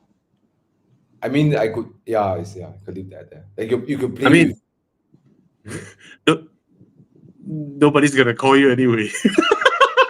Well, I got a few offers, but I don't want. But I don't know. Really, now I'm on, like I look at the interior and the exterior, and then I go and look at Auto Trader, all this, look at the other colors. Right? I'm like, the one this color combo is so nice. Yeah, your color combo is the best.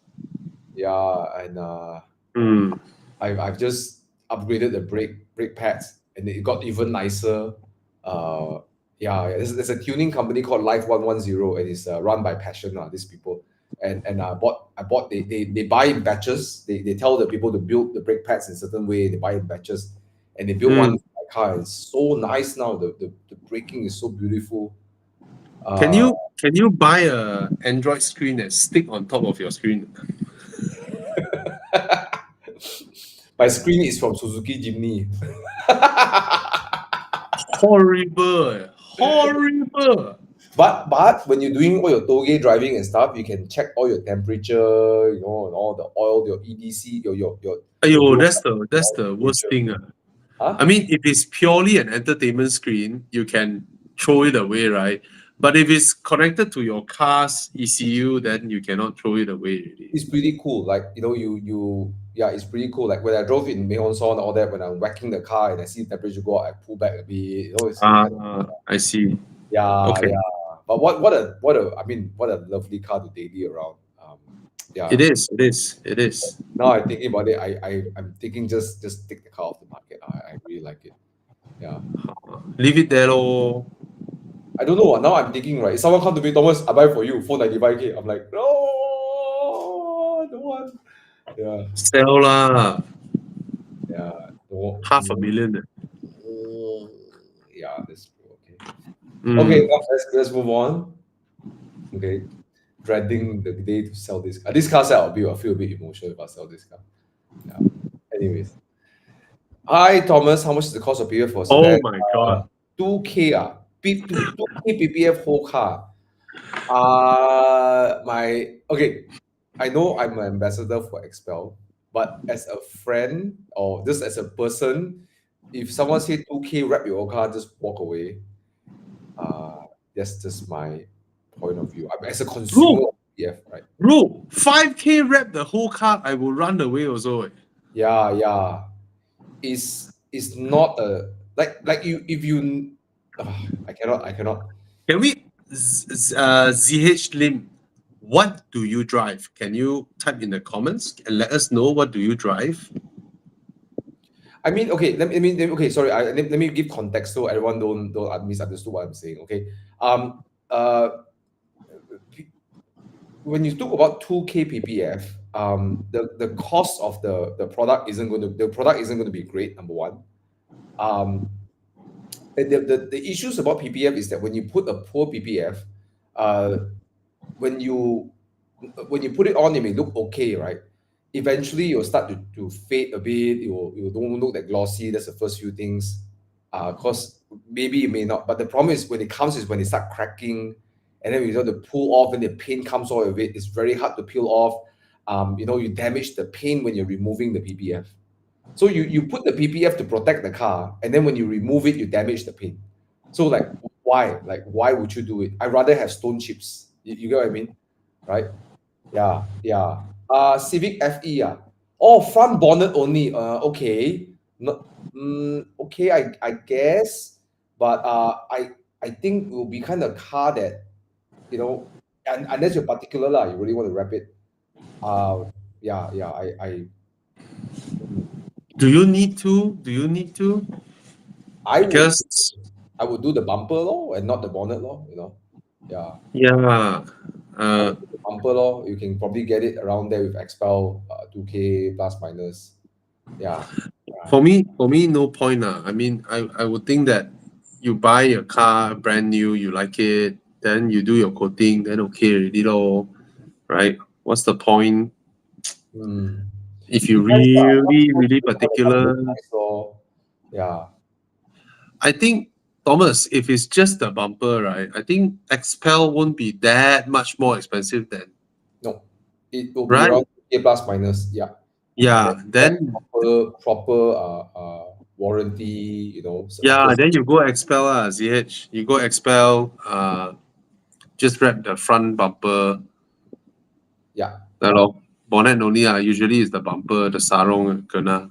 If you worry because you go highway, then yeah, probably the bumper. You might get some on the bonnet, but the bumper is the danger area lah. If you worry. I rather you spend your money on a windscreen PPF. Yes, you're right. Yeah, and headlight PPF. Yes. Yes. Yeah, headlight PPF and windscreen PPF makes more sense. It's worth it. Yes. Yeah. So you have to understand this thing. Headlights, right? When you break your headlights, right, it's expensive to replace. So you protect your headlight and protect your windscreen better. Expel just haven't launched yet, but I think they maybe around October they would. I was able to test the windscreen protector before it launched.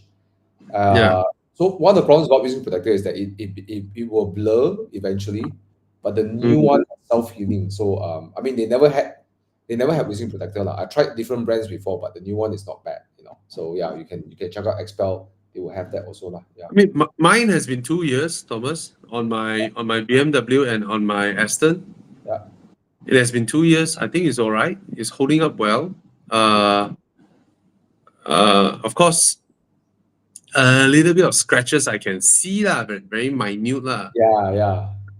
But because I go and chase 458s and chase Yaris and D3s, so I get all the sand chips on my car. Yeah. So guys, don't simply claim your windscreen now.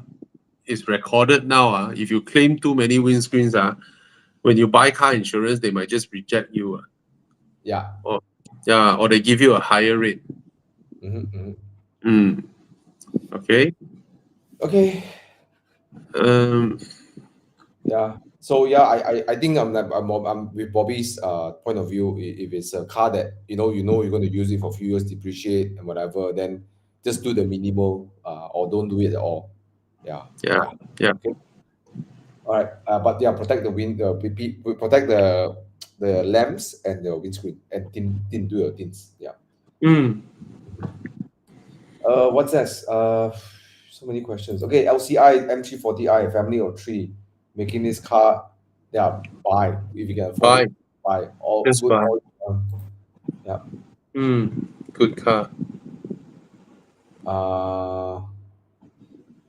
Let's see. Family man here own a 2016 Camry hybrid. Should we sell now and get a new car for 120,000, replace the battery and continue driving it? Is your battery giving you issues already? Or is it not? Can you let us know if there's no problem?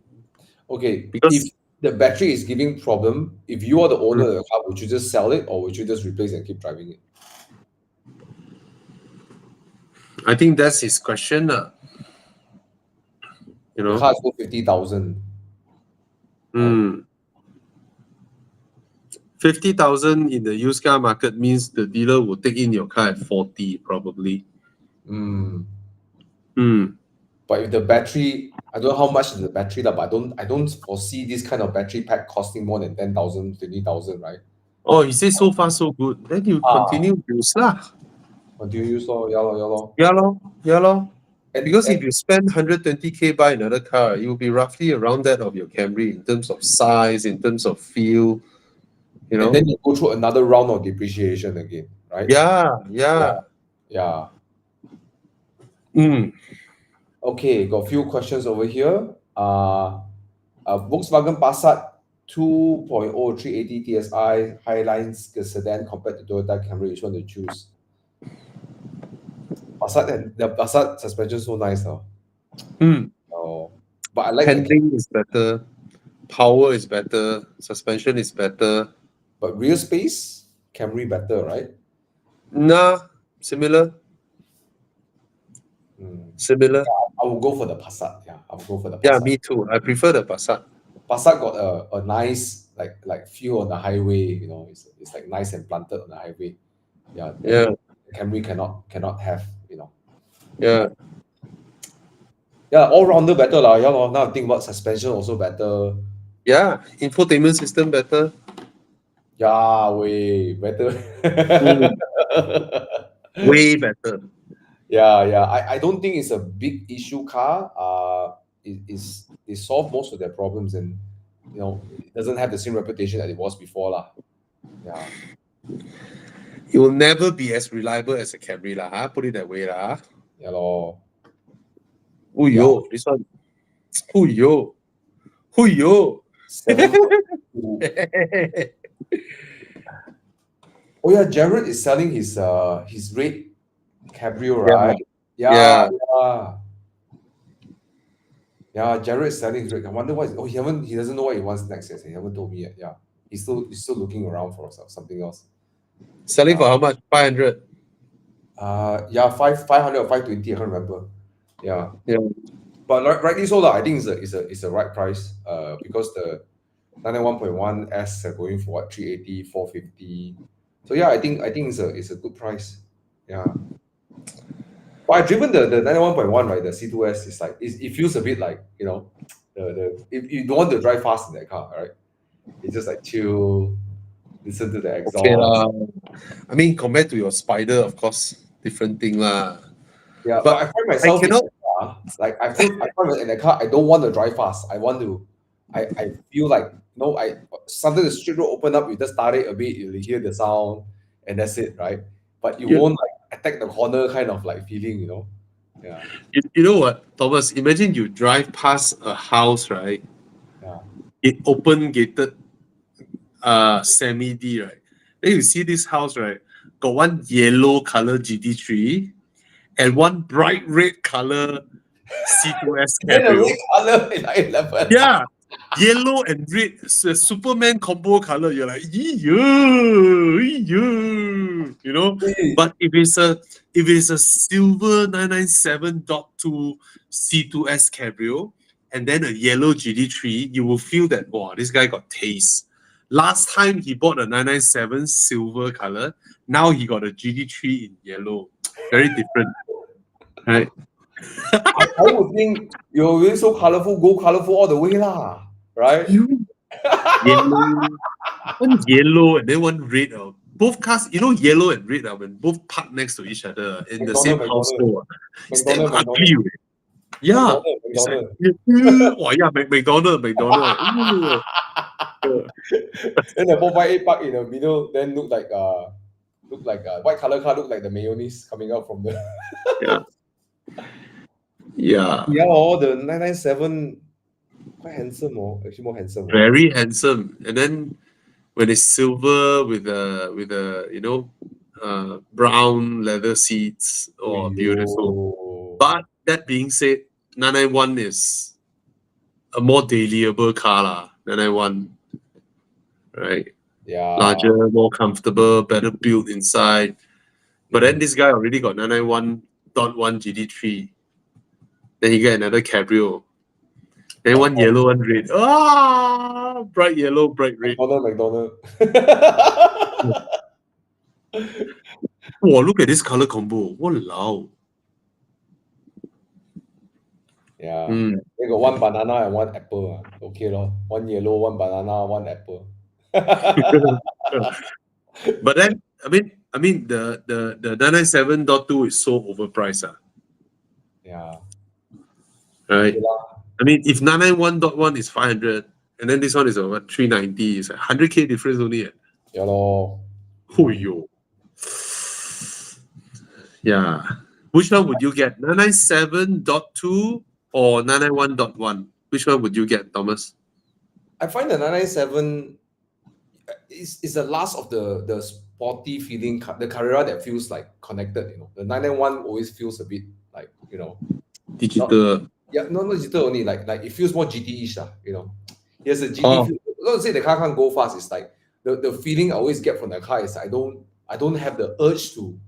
But the 997 have that kind of like, you don't mind to push the car a bit, right? But this is Brandon. He don't mind to even push a van.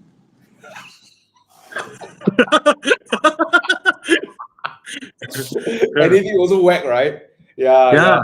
Okay. If I were to choose, right? If I see it as a GT, as a comfortable, car that I take, my wife or take my mom, we don't go makan bak kut teh in the morning, Yeah, I would take the 991.1. Yeah. Hmm. Because I really got the Spider, I want the roof down and then I want to whack, then I take the Spider, if it's me lah. Hmm. Yeah. Yeah lah. Get it? Yeah, actually, the both cars, the prices are so near. It doesn't make a lot of sense to get the 997 over a 991. To be honest, Unless the 997 is like 310, 320, right? yeah. If it's 200K difference, then okay, it's justified. Yes. No, it's only 100K difference. It's like, yeah. I'll go for the 991, 991.1. Comfortable, nice, engine sound good. I love the interior of the 991.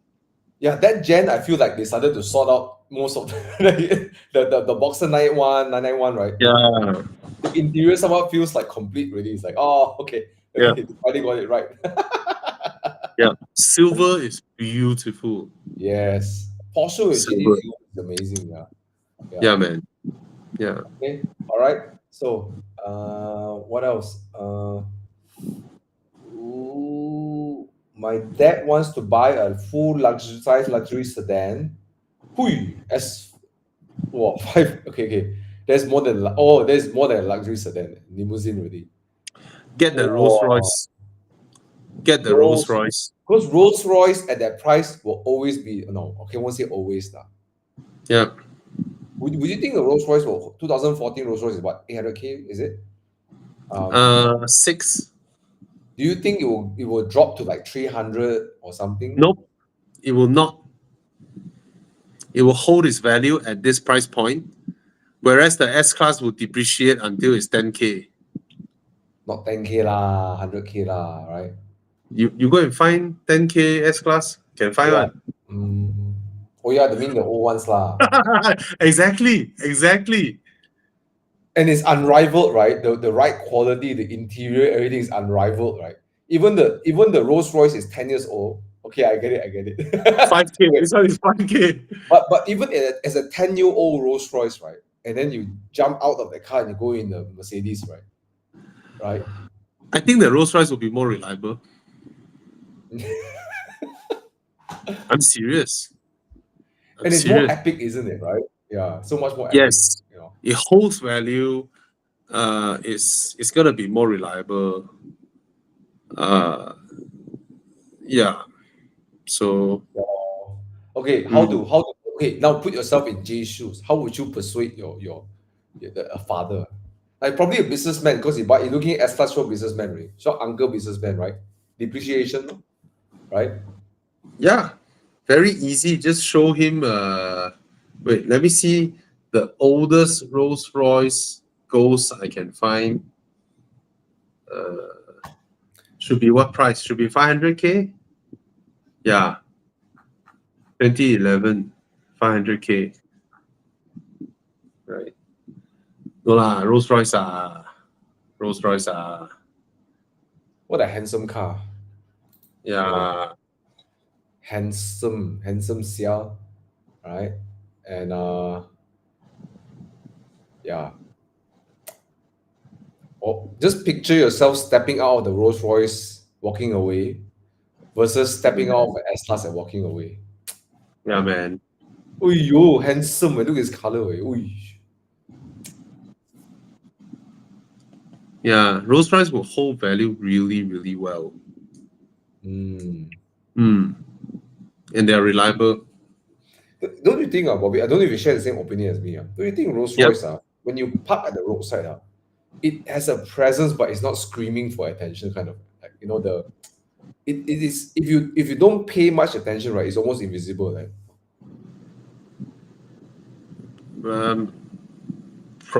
Not. I mean, people will see it lah, right? And then, wow, it's so good looking.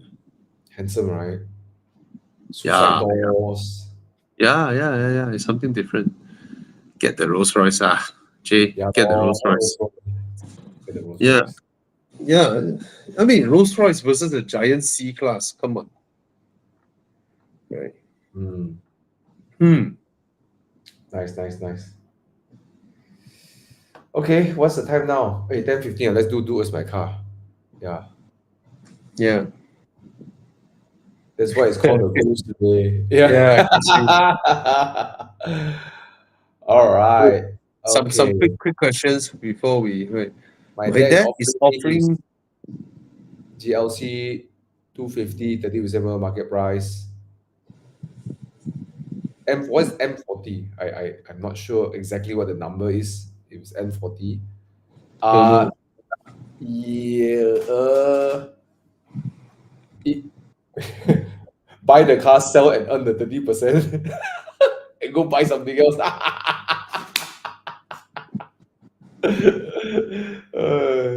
How much is 2017?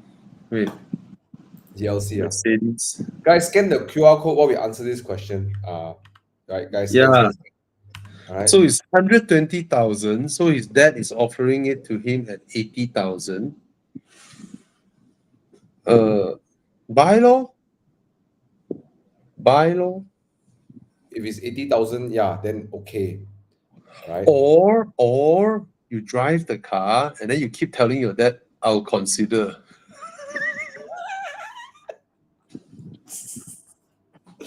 I'll consider. Then you consider for another 3 more years, right?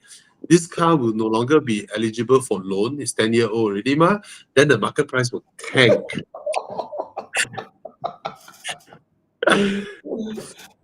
Okay, if you're gonna service this car, LW, if you service at the Mercedes official dealer, yes, it will be expensive, right?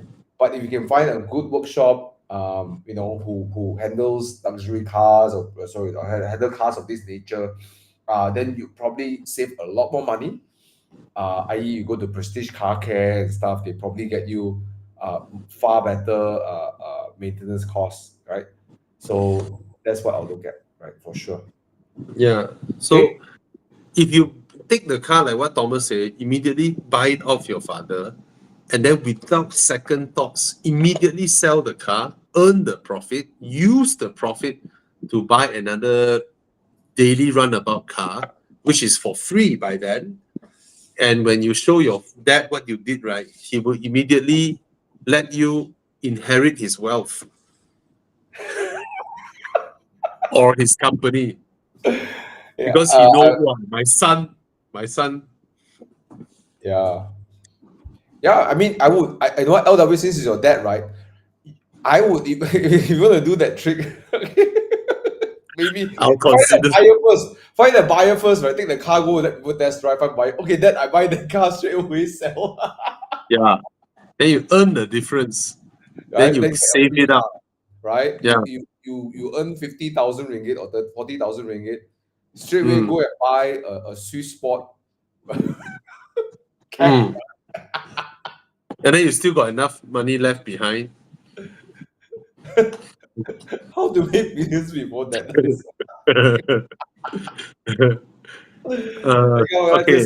Okay. Come, let's go play duels by car.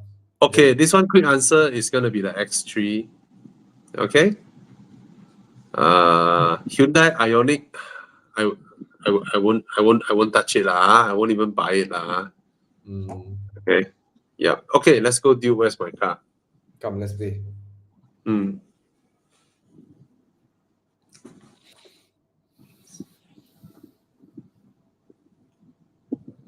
High Horizon, specifically inspired by Bobby's podcast with Thomas. Long story short, afraid to pursue my dream car. Either it's a Supra, GT86, GT86 Black Edition. What is all this edition? Supra 6 to my store. Okay. Huh?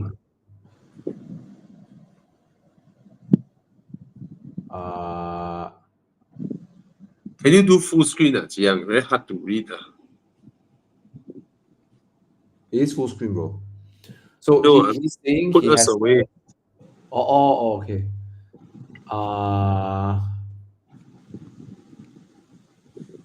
2019 Supra. How much is the 2019 Supra? 2019 Supra. I don't understand. Okay, he's saying he's currently earning 9.4 after tax.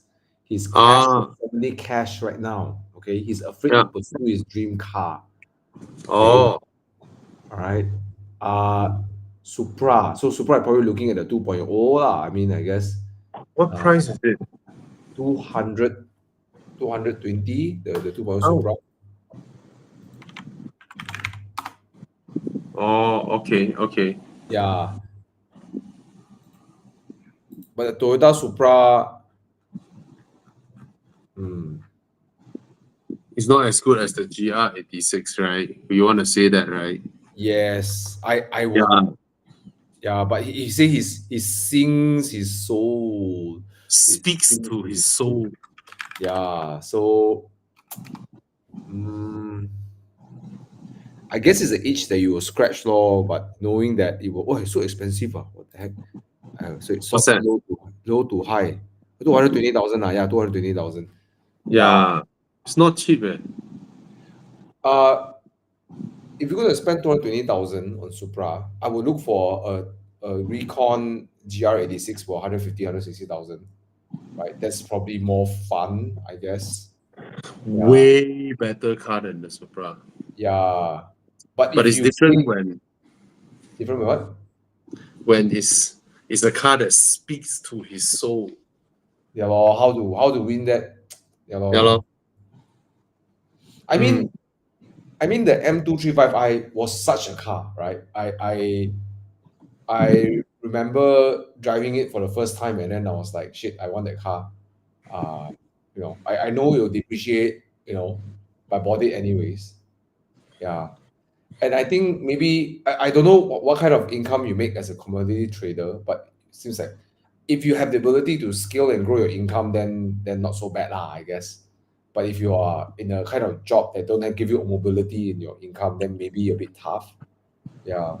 But bro, yeah, if I were in your position and you're single, 27, as long as you're investing, I'm putting money aside every month to grow my wealth, then okay lah, I'll buy a Supra and thank the depreciation just to scratch my itch and say, no, my soul has been soothed by the purchasing of the car. But I will go for the GR86. Yeah, GR86 is a better car, but if it's your dream to get a Supra and it's a 2019 Supra, you can buy the car and then you can use it for 1 year to 1 year. Let's say you give yourself 1 year. If you felt comfortable paying for the car and then you try and squeeze more income, squeeze your income up, and then in 1 year you can practically sell the car off without losing much money Maybe you because lose it's a 2019. Yeah. Yeah, because it's the 2019.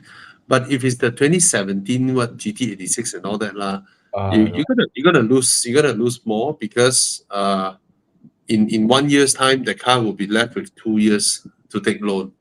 and whereas- the GR prices is pressing it down also. Sorry. Yeah, it is pressing it down. So you get this out of your options. I think the Supra, you can try it, and if it's too difficult for you to pay for the car, then you just sell it off lah.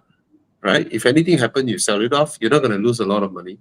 It's going to be around there within 1 year period of time. Try it lah. I mean, it's your. Who knows? After you got the car, 1 year later, your love and your burning desire for it may calm down. Then you've already done it. You've already achieved your dream. You can sell it already. That by then, up to you. Okay, and you won't lose much money. Yep. Mm. I'm just reminded how claustrophobic that car is. It's so small inside.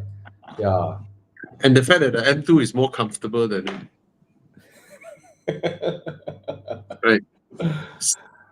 But fast Yeah. as hell, like that car. Bloody fast, man. Yeah. Yeah, it's fast. Fast as hell. Yeah. Anyways, come. Let's go. Round one. What do we have? I cannot use my other Samsung to scan it already. Wow. Bobby, my iPhone so reliable. Yeah, continue buy iPhone. You just buy your iPhone 16, 17, 18, 19. Yeah, same shit every year. Okay, Citroen C5. Wow, this is one of those cars where Epic. Okay, Chiang, does the description say hydro pneumatic suspension or not? I'm not sure. Let me check. The C5. Some I'm not sure if it- Walao straight away buso eh. How to win, how to fight. Yeah. Jiang, why you put this car against the buso? Poor thing this car. They're around 10K plus. Wow, look at the rear lamps. Hey, but the Citroen is infinitely comfortable. The rear lamps look like the Maserati GT. Wow. Alfa Romeo for 13,000. You know what I'm thinking? One car will work. One car. One car will steal your loins. Yeah, but the Citroen is so ugly. No lah. I'm no way. I rather have a broke down Alfa Romeo than a working Citroen. I picked the Alpha lah. Yeah, you're right. Yeah. At least the Uncle Alpha Thomas? will play you some nice music. See Uncle Thomas? Hello, hi Chris. Why you don't want to sleep? Okay, come, let's go. Who win? Jiang, Okay, what's the Jiang, what you vote? Alpha. Alpha. Jiang, would you if someone offered you additional buy your E46, no, you buy your E36 and then offered you another 10,000 ringgit more and then say trade in for Alfa Romeo, so you Enduro Alfa. Would you Enduro I won't. You won't? I won't. For additional 10,000 ringgit, would you Enduro a 156? I wanted to change this comment to Enduro your 156 on a top loading tow truck. Jiang's like, no, because the cost of tow truck is more than 10,000 ringgit. Oh, Jensen, the ever eccentric, would pick the Citroen. Yeah, the Citroen is a better car, but it's so ugly. So ugly. Come, what's next? We already got the winner here. Come, round 2. What do we have?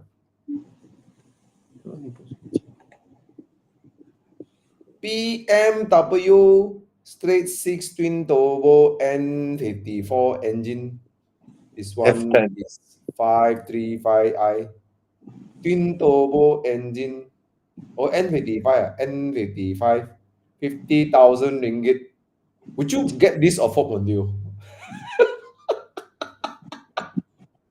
BMW. BMW. Okay, next. Yeah. Come on. What do we have next? Jiang. Oh, Audi V6 S5 S4 no, A6. A6. A6. Okay, I'll get the A6. So much more handsome. Boy. Look at that. One looks so old. One still look the same as modern Audis. Audi design is like Apple iPhone. Never change one. Well, not this particular unit of the A6 though. One drives well and the other one understeers.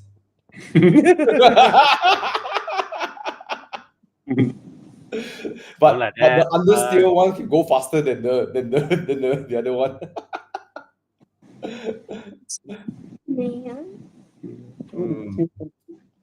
I go for the A. I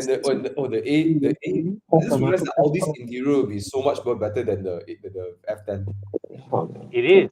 The F10 will feel like a junkyard next to the A6 interior. The F10 actually, yeah lah, is The A6 interior will make the F10 interior feel like a junkyard. Yeah. Oh, no, The A6 is way faster. Way faster. even if understeers, it's still good to getting faster than the 535i. there's only But one the way to find interior out. will be so much better, lor. Now I look at the 535, like the interior is like, Yeah, falling apart. Never mind, you can do the body kit to turn 535i to G30. Oh my god. Okay, I vote already. Top. Bobby, Huh? you vote for what? The A6 immediately. On eh? 535. Oh, Yeah. guess what I vote for? I'll be very surprised if it's the A6. No lor, I think Thomas. I don't know lah. I don't know Thomas. You What you, would you you can't you can't read Thomas now, already, right? Jiang, which one you vote for, Jiang? Audi. Audi. I vote for Audi also. Wow. Why? Huh? Why? Because I like Bobby and I love Bobby. Oh, No, you like understeer. You're beginning to appreciate understeer. like they say in the Stephen Chow. No. movie, I just have this idea, like you jump in the A6 interior, then you go back to the F10, right? Then you feel like, oh. Because to me these are not sports cars anyway. 99% of the time you're just gonna use it normal like that, right? Correct. Yeah. And that's the thing. Then you touch the interior, then you see the F10, everything falling apart. You know this era, right? This era, Audi outsold BMW in Germany. Really? Wow. Yeah. Crazy. Yeah. Their cars are so good. So back much then. more handsome looking, man. So much more handsome. Yeah. Okay, come on, let's move on next. But yeah, the reason I picked the A6 because it's a how you drive around and then highway and whatever whatnot. Wow, is this the A series? Yo, I love this car, man. Oh, I love this one. The place in Park looks so charm. Yo. Beautiful car. Look at Thomas. the wheels. Thomas, you buy this, then you swap in the E60 M5 engine. The chassis bad way. You ultra racing it Ultra Racing plus KL Auto 8. Solution. Yeah. Ultra racing plus KL Auto. with free Yeah. nickel pinch from Desmond. Anyways, Yeah. I like to pay attention to the rims. The rims, I'll give some mention to the rims. So Hey, you look at how big the quarter window is and the whole thing goes down. Okay, come on. Right. What's next? What's wrong with the new 8 series? The quarter window cannot go down. Well, Horrible. not a proper 8 series to start with. Yeah, Funny. it's a 6 series. Yeah. RX-7. RX-7. Yunus. Oh, look at. Wow, exterior is so beautiful. Then you look at the interior. The rear is so nice. Oh. I mean, the RX-7 is beautiful. Oh. Look at the rear of the RX-7. Wow, how Hiya. Hiya. Uyo. Okay. Oh, is this stuff? What did you voted, Thomas? I haven't voted yet. I'm still thinking. I Wait, what would you vote? voted the 8 series. Straight up. Yeah, me too. Straight up. Yeah, okay. I also go with the 8 series. I'm just 8 series. 840i. Yeah. All right. RX-7 wins anyways. Come, let's go. Quite late already. 10:30. Okay, round 4. What do we have? Ooh. Yo, Ferrari. FF. FF. Oh, F12. F12. Oh, Thomas, your dream. Oh, Thomas, can I ask you, F12 or Aventador? F12. I watch gumball videos, right? I'm like, hey, Aventador is a bargain. It is a 1 million, used car is 1 million, but that car, right, next to Bugattis, next to Paganis, next to Koenigsegg, it doesn't lose one bit. Yeah, I know. It's hypercar performance, hypercar sounding, and yet it's for supercar means. Performance? No lah. I mean, I wouldn't go as far to say the performance lah. But it's so frustrating. Have you driven one, Bobby? Yes, as Sepang, Wasn't it frustrating to drive sometimes? all the time. But that's the intricacies of supercars. It's not meant to be, it's not meant to be a Camry. It's frustrating because the way you drive it, you feel like riding a bull lah, right? You watch all the gumball videos, it's so ridiculous with the car. Like, what the Look, sound! I will not argue that the way it looks, the way it sounds, the theater, the getting in the car, the Corsa mode shifting. The shifting of strut. The Corsa mode is like slapping your head. Every time you shift the gear. It's so dramatic, but it's so frustrating at the same time. It's so cool to see a few Aventados with the doors open and rolling on the streets. That is so cool. Yeah, those are SVJs but still. You want exhaust away only ma? No lah, SVJ got more than exhaust treatment lah. I don't care. It's still, all hype. I get the white Aventados will always have a 1 mil kind of like price, holding its price. It is epic, right? I will not deny epic. that. But you're gonna drive it. I don't know. Like, will I feel appetized to drive it to Jinsui or drive it to Enduro? No, I won't have that kind of like. It's like a Jägermeister shot. You know what's Jägermeister, Bobby? Have you tried Jägermeister? Jäger bombs? Don't know. Jägermeister is a kind of like German liquor. It's like okay. and stuff, and it's super gao. It's very gao, right? Okay. So you have 1 or 2 shots, you feel it's okay, right? Then if you drink it every other weekend, you don't feel like. Oh, it's sweet one, right? No, it's like very very medicinal one. It's like medicinal. Oh, okay. So if you 1 weekend you do it, you can do 2-3 shots. That's fine. You party, right?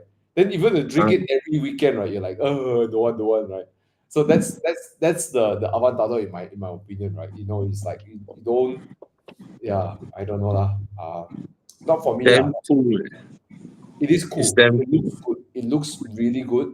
I used to not appreciate Aventadors until I driven it, and then I park it, and then I look at it. Then I'm like, I get why this car is such a good product for Lamborghini. It's a fantastic product. Yeah.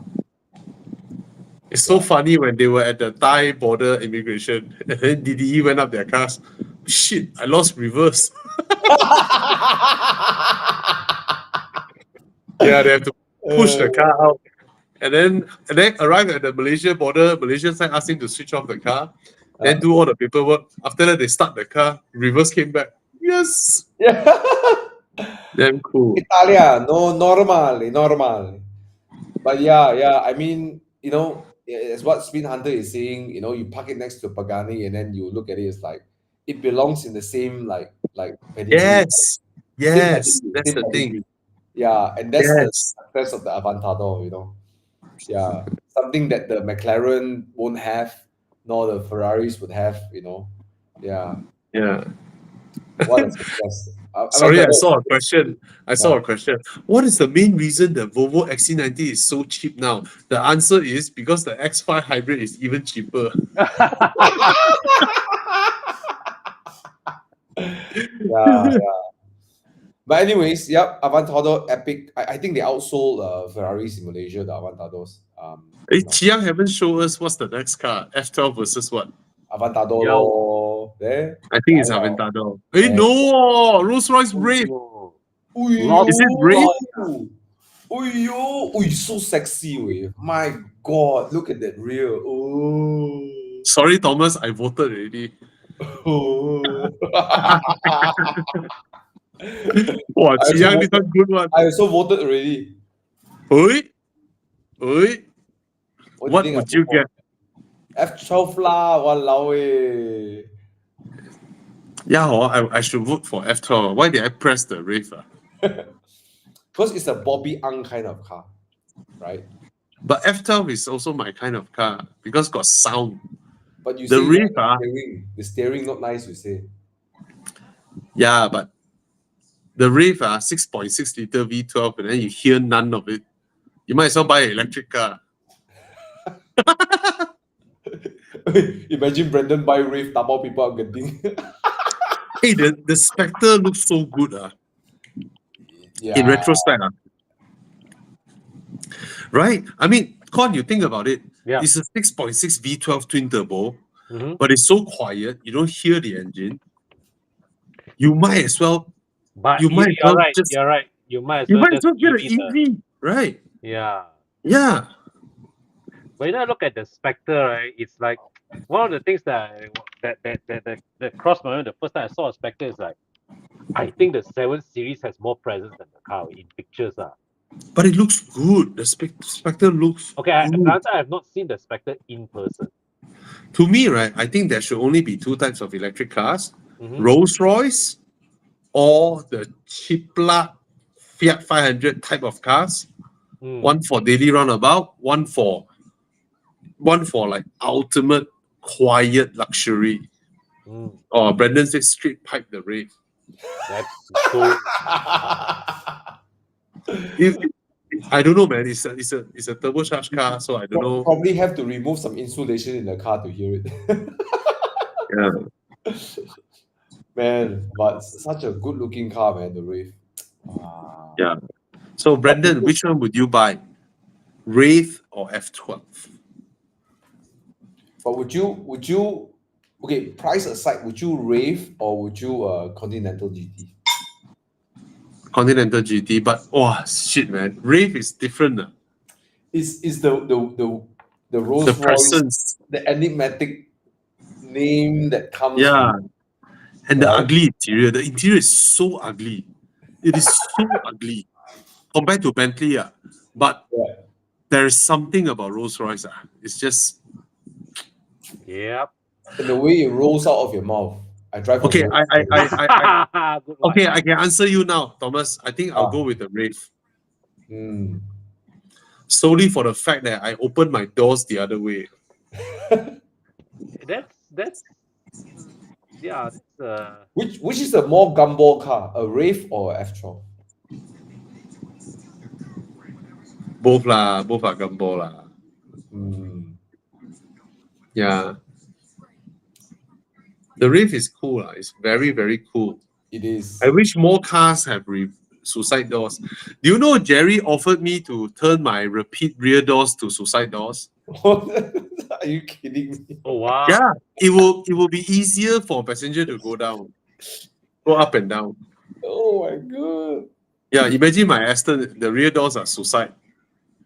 So how it's supposed to have that swan looking like Still thing, swan lah. It's just still swan and then but suicide lah. Crazy. Yeah, Jerry is one crazy motherfucker.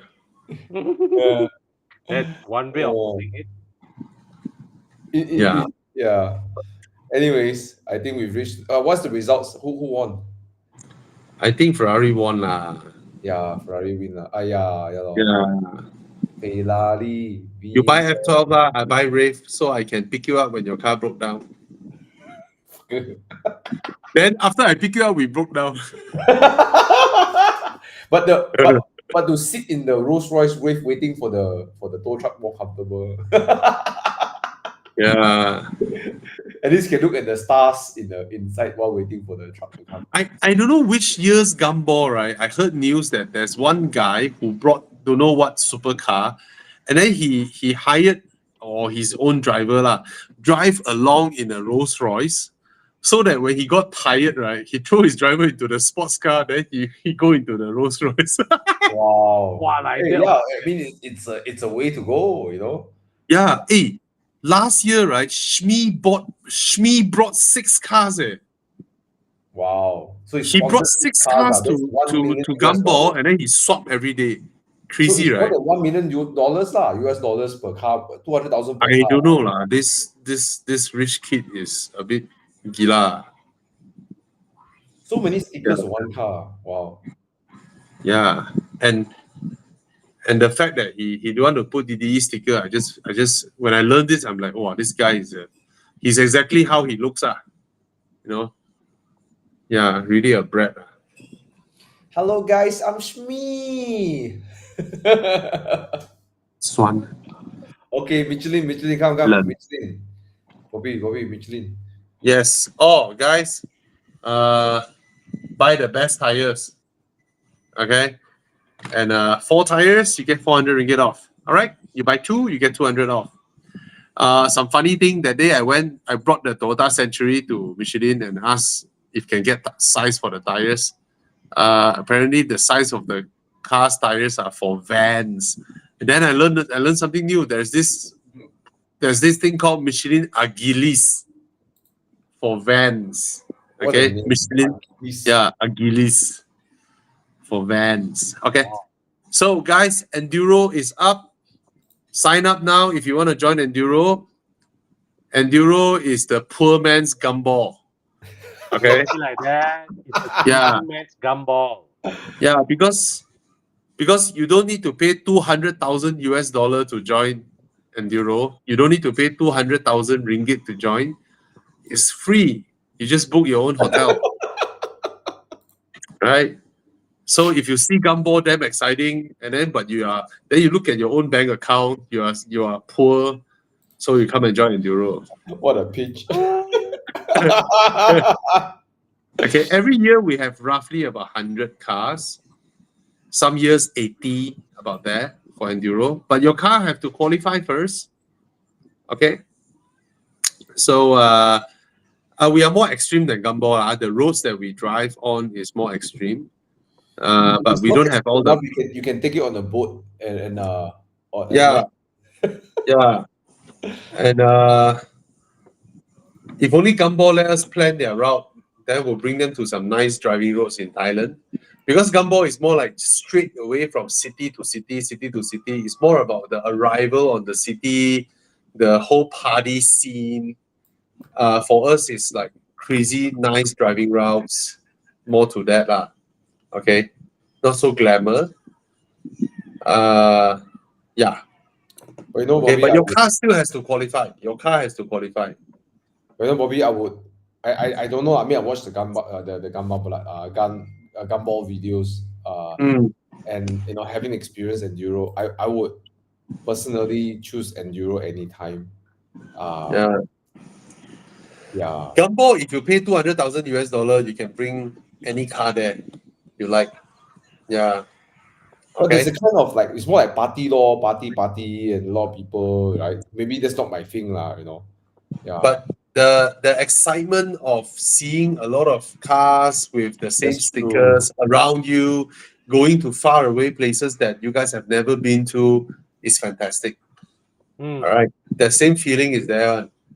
Just that our cars are not as epic. But then this year, I'm bringing my V12. Mike Yap is bringing his V12. I don't know, man. I hope Alex is bringing his V12, but very likely he'll be bringing his Porsche. And then there will be some Sarawakian friends shipping in their GT3 RS to join. I know some Indonesians are shipping their cars in as well. So Evo Enduro is not easy. First day, KL to Khao Lak. too tired. I wouldn't say gumball is just for show offs. I wouldn't say gumball is just for show offs. You have to think about it. When the entry fee is $200,000, very naturally is the kind of people who can afford to abuse their Bugattis.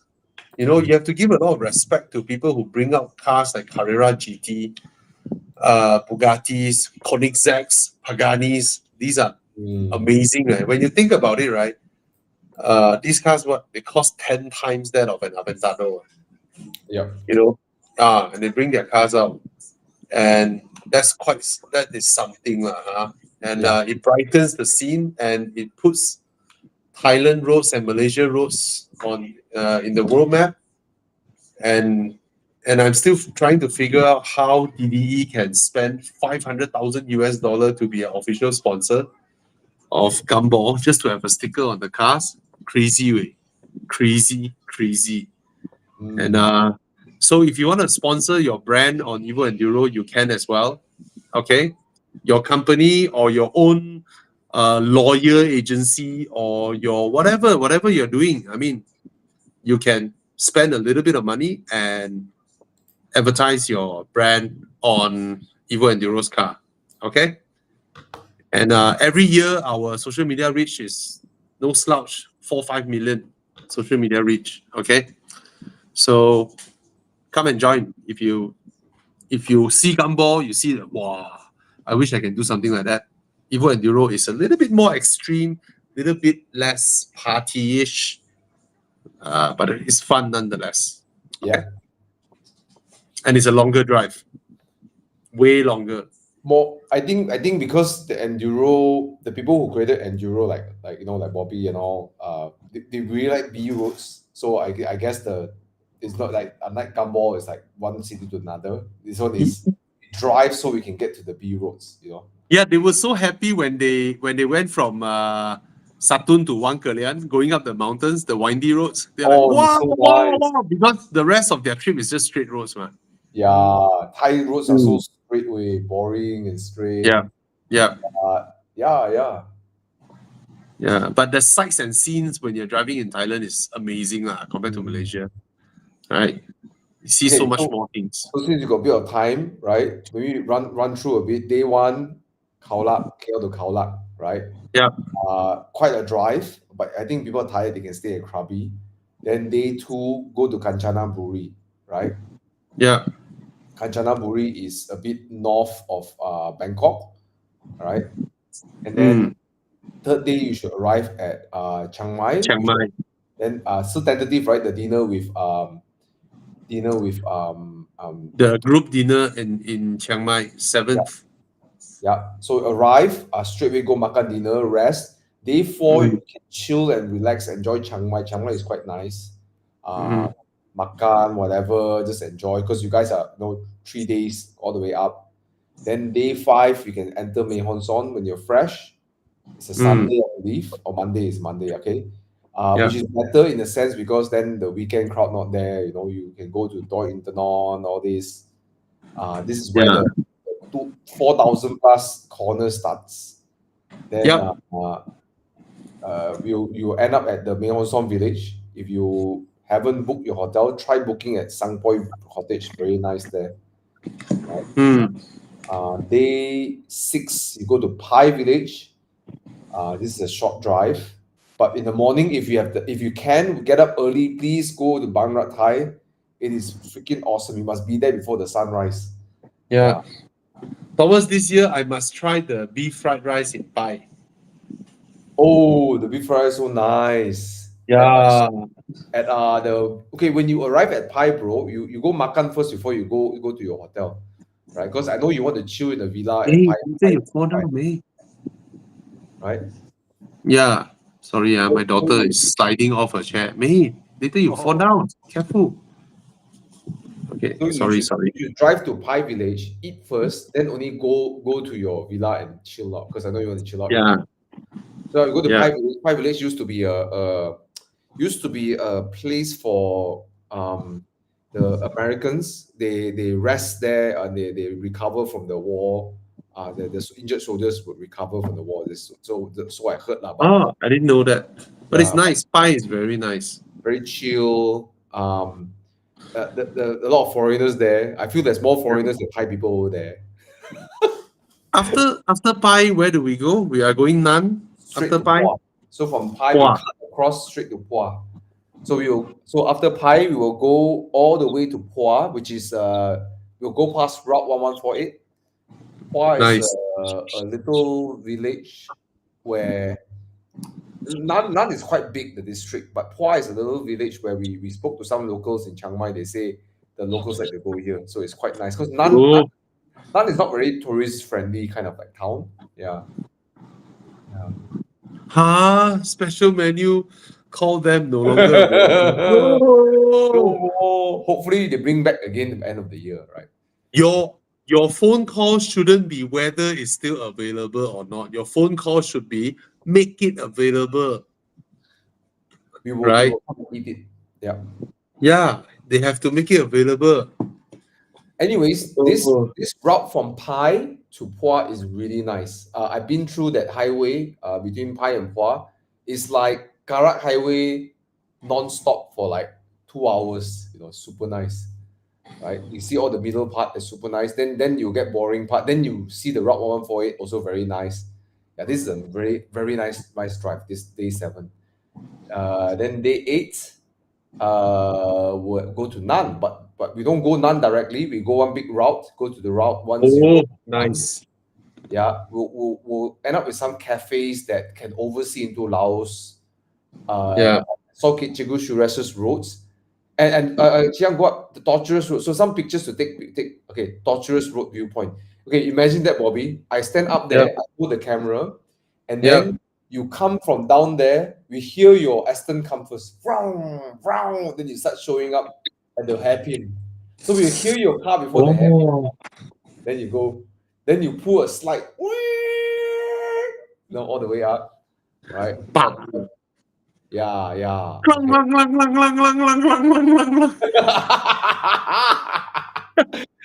Okay, then this is beautiful because this is the undulating mountains, so you can see the mountains like miles and miles away, like mountains and mountains and mountains and mountains. It's beautiful. It's different. It's a different kind of scene than Mae Hon Son. Mae Hon Son is like you don't see a lot of mountains because you're so tight, inside the mountains. So for everyone's info, this year we are not doing the Mae Hong Son loop because last year we found that from Nan to Phetchabun, this stretch on Route 1148 is a much nicer drive than Mae Hong Son. Ooh, look at that. It's a much nicer drive than Mae Hong Son. Just imagine a couple of hours of Ulu Yam high-speed drives. It's that type of drive. It's so nice. It's the tight kind of corners, the tight ones. Yeah, the going up Cameron Highland type. And then it's also fun, but this one is beautiful and fun, right? Yes, and higher speeds. I somehow feel a bit safer here because I can see further away. Yes. I mean, Mae Sariang to Mae Hong Son can be very crazy, but also extremely dangerous. Yeah. Anyway, Street number 3. Yeah. I can't wait to go there and hear the sound of my car ricocheting off the mountain valleys. Yeah. Thomas, V12. V12, Thomas. Spider. The stupid Vantage manual is up for sale. Now I heard it's with excluding number plate. So Screw the number plate lah. You bother about number plate one, man? special number plate. Anyways, Nobody wants that plate lah. Nobody Yeah. wants it lah. okay, if it's The still there, stupid then maybe that one, no, yeah. But yeah, okay. Then we will go one big round. We come back to Nan. After Nan, we will go to Phetchabun. So Phetchabun has this Khao has this beautiful temple I've never got to visit. Phetchabun is like quite a lot of agriculture there, a lot of strawberry farms and stuff. Super chill, super nice. If you want the extreme route, you can drive through the river if you like to, you know. Or the lake The lake, yeah, the which car we ferry, accidentally did what, last year. No moon Yeah. car ferry. Yeah. Which we accidentally did last year. Yahweh, crazy. Yeah. Then your RS6 play with 458. Then Yeah. Salute to the guy who drive his Ferrari up the little sampan. it was the last car that got off the sampan, I remember. Yeah. Anyways, yeah. So after Nan is done, then Phetchabun is done, then we'll go to Bangkok for one night. Then the next Das day we have Treffen. Das Treffen, one of the Yeah. largest Porsche gatherings. I don't know if it's largest in the world, but it feels like it, you know. Yeah, Cannot be in the world lah. but big lah. It's really big lah. Don't underestimate USA and Germany. Yeah. But really big lah, big. Right. So But I'm not sure if I'm going this year since I'm not bringing my Porsche. You know, last year I brought my Alpine, right? I reached the guard there. One guard say go in because he thought I'm a Porsche. The other guard asked me to go to visitor car park. Yeah. Okay. And then The badge I bought you is still here. Thanks, bro. Then after that, we go bye-bye. You go your way back down. You want to stay a bit longer, up to you. A natural route on the way down is stop by Chumpon. And then I think nothing much in Chumpon lah. Thomas, see, I bought this for your Alpine last year. Thanks, bro. Come put my Alpine now. Original eh. Maybe my Alpine can sell better after you put this on. Bro, original eh. I want to punch this thing into your Alpine. Then you can go Das Treffen. Bro, maybe my car can sell better after you put this on. All right. Okay, guys. I think you don't want to hear me yap about the whole route lah, but just to give you, rather say enduro, you know, give you all more context why we are so excited. Yeah. Okay. Yeah. You once you do it, you won't look at the cars the same way anymore. Like my relationship with cars completely changed after Evo Enduro. Yeah. So someone said Ford Mondeo qualify for Evo Enduro. So Evo Enduro is our concept is that we want to encourage people to buy up car guy cars and to take care of them so that they are healthy enough to survive 6,000 km of treacherous driving, so that 10, 15, 20 years down the road, someone who wants a taste of how a Caldina is like, you know, or Satria GTI is like, there will be nice samples still available for them to buy. So it's for car guy cars, okay? Yeah. Can you imagine? As Bobby said, can you imagine like you go to Mei Hon Son near the flower field, then it's like Honda City, Vios, Yeah. It's not. I guess it doesn't. It's not a car guy car lah, you know. Yeah. I mean, if any car can join or any car is for a car meet, then you can go to Mid Valley in the afternoon and then go to the parking lot and say, "Wow, this is the biggest car meet I ever seen." Right? You just look like a parking lot. Right? Oh my god! Look, qualified by brand KTM. Can you imagine someone drive a KTM all the way there and back? Yeah, man. Epic. KTM So if it's a Expo. convertible, if it's a two-door car, you can come already, okay? Yeah. Wow. Yeah. Yeah. All right. Okay, guys. So that's it. Kinsey, reliable, pretty reliable. I don't know. My brain is not working anymore. Yeah. Anyways, Okay. Good night, guys. Thank you, Con. Thank you, Chiang. Thank you, Thomas. Thank you, Bobby. Love you Thank you. guys. Thank you, Chia. Super Enduro.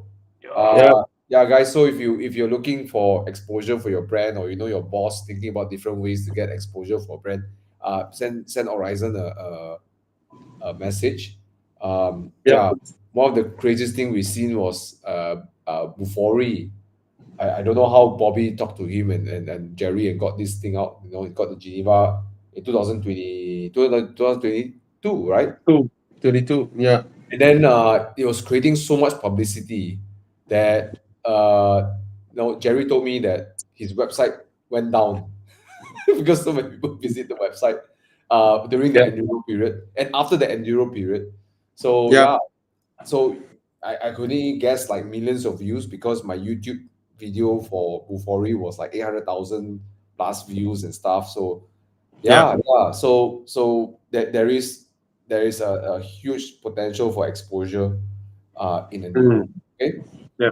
Guys, and I heard from Bobby's and Nicholas' side, the packages start from pretty affordable all the way to the full blown package, right? Yeah. Yeah. So it's not like, oh, I don't have 30, 40, 50,000, I cannot participate as a sponsor. You can start as low as like 8, I believe. Right? Yeah. 8K, 10K. Yeah. Okay. Sorry, I help you sell a bit. So I want to make No it. worries. I want more cars to have stickers. So last 2 years I put my sticker nice. Wow. Then I see so no one put stickers. So we need more. Yeah. Only you got sponsor. No, I want everyone to have stickers. Yeah. Okay, guys. So come and join Enduro. If you don't have a car that qualifies for Enduro, look at the list and go and buy one. Then you did Enduro and then you sell it. Okay? All right. Okay. Good night, guys. Bye. Bye-bye.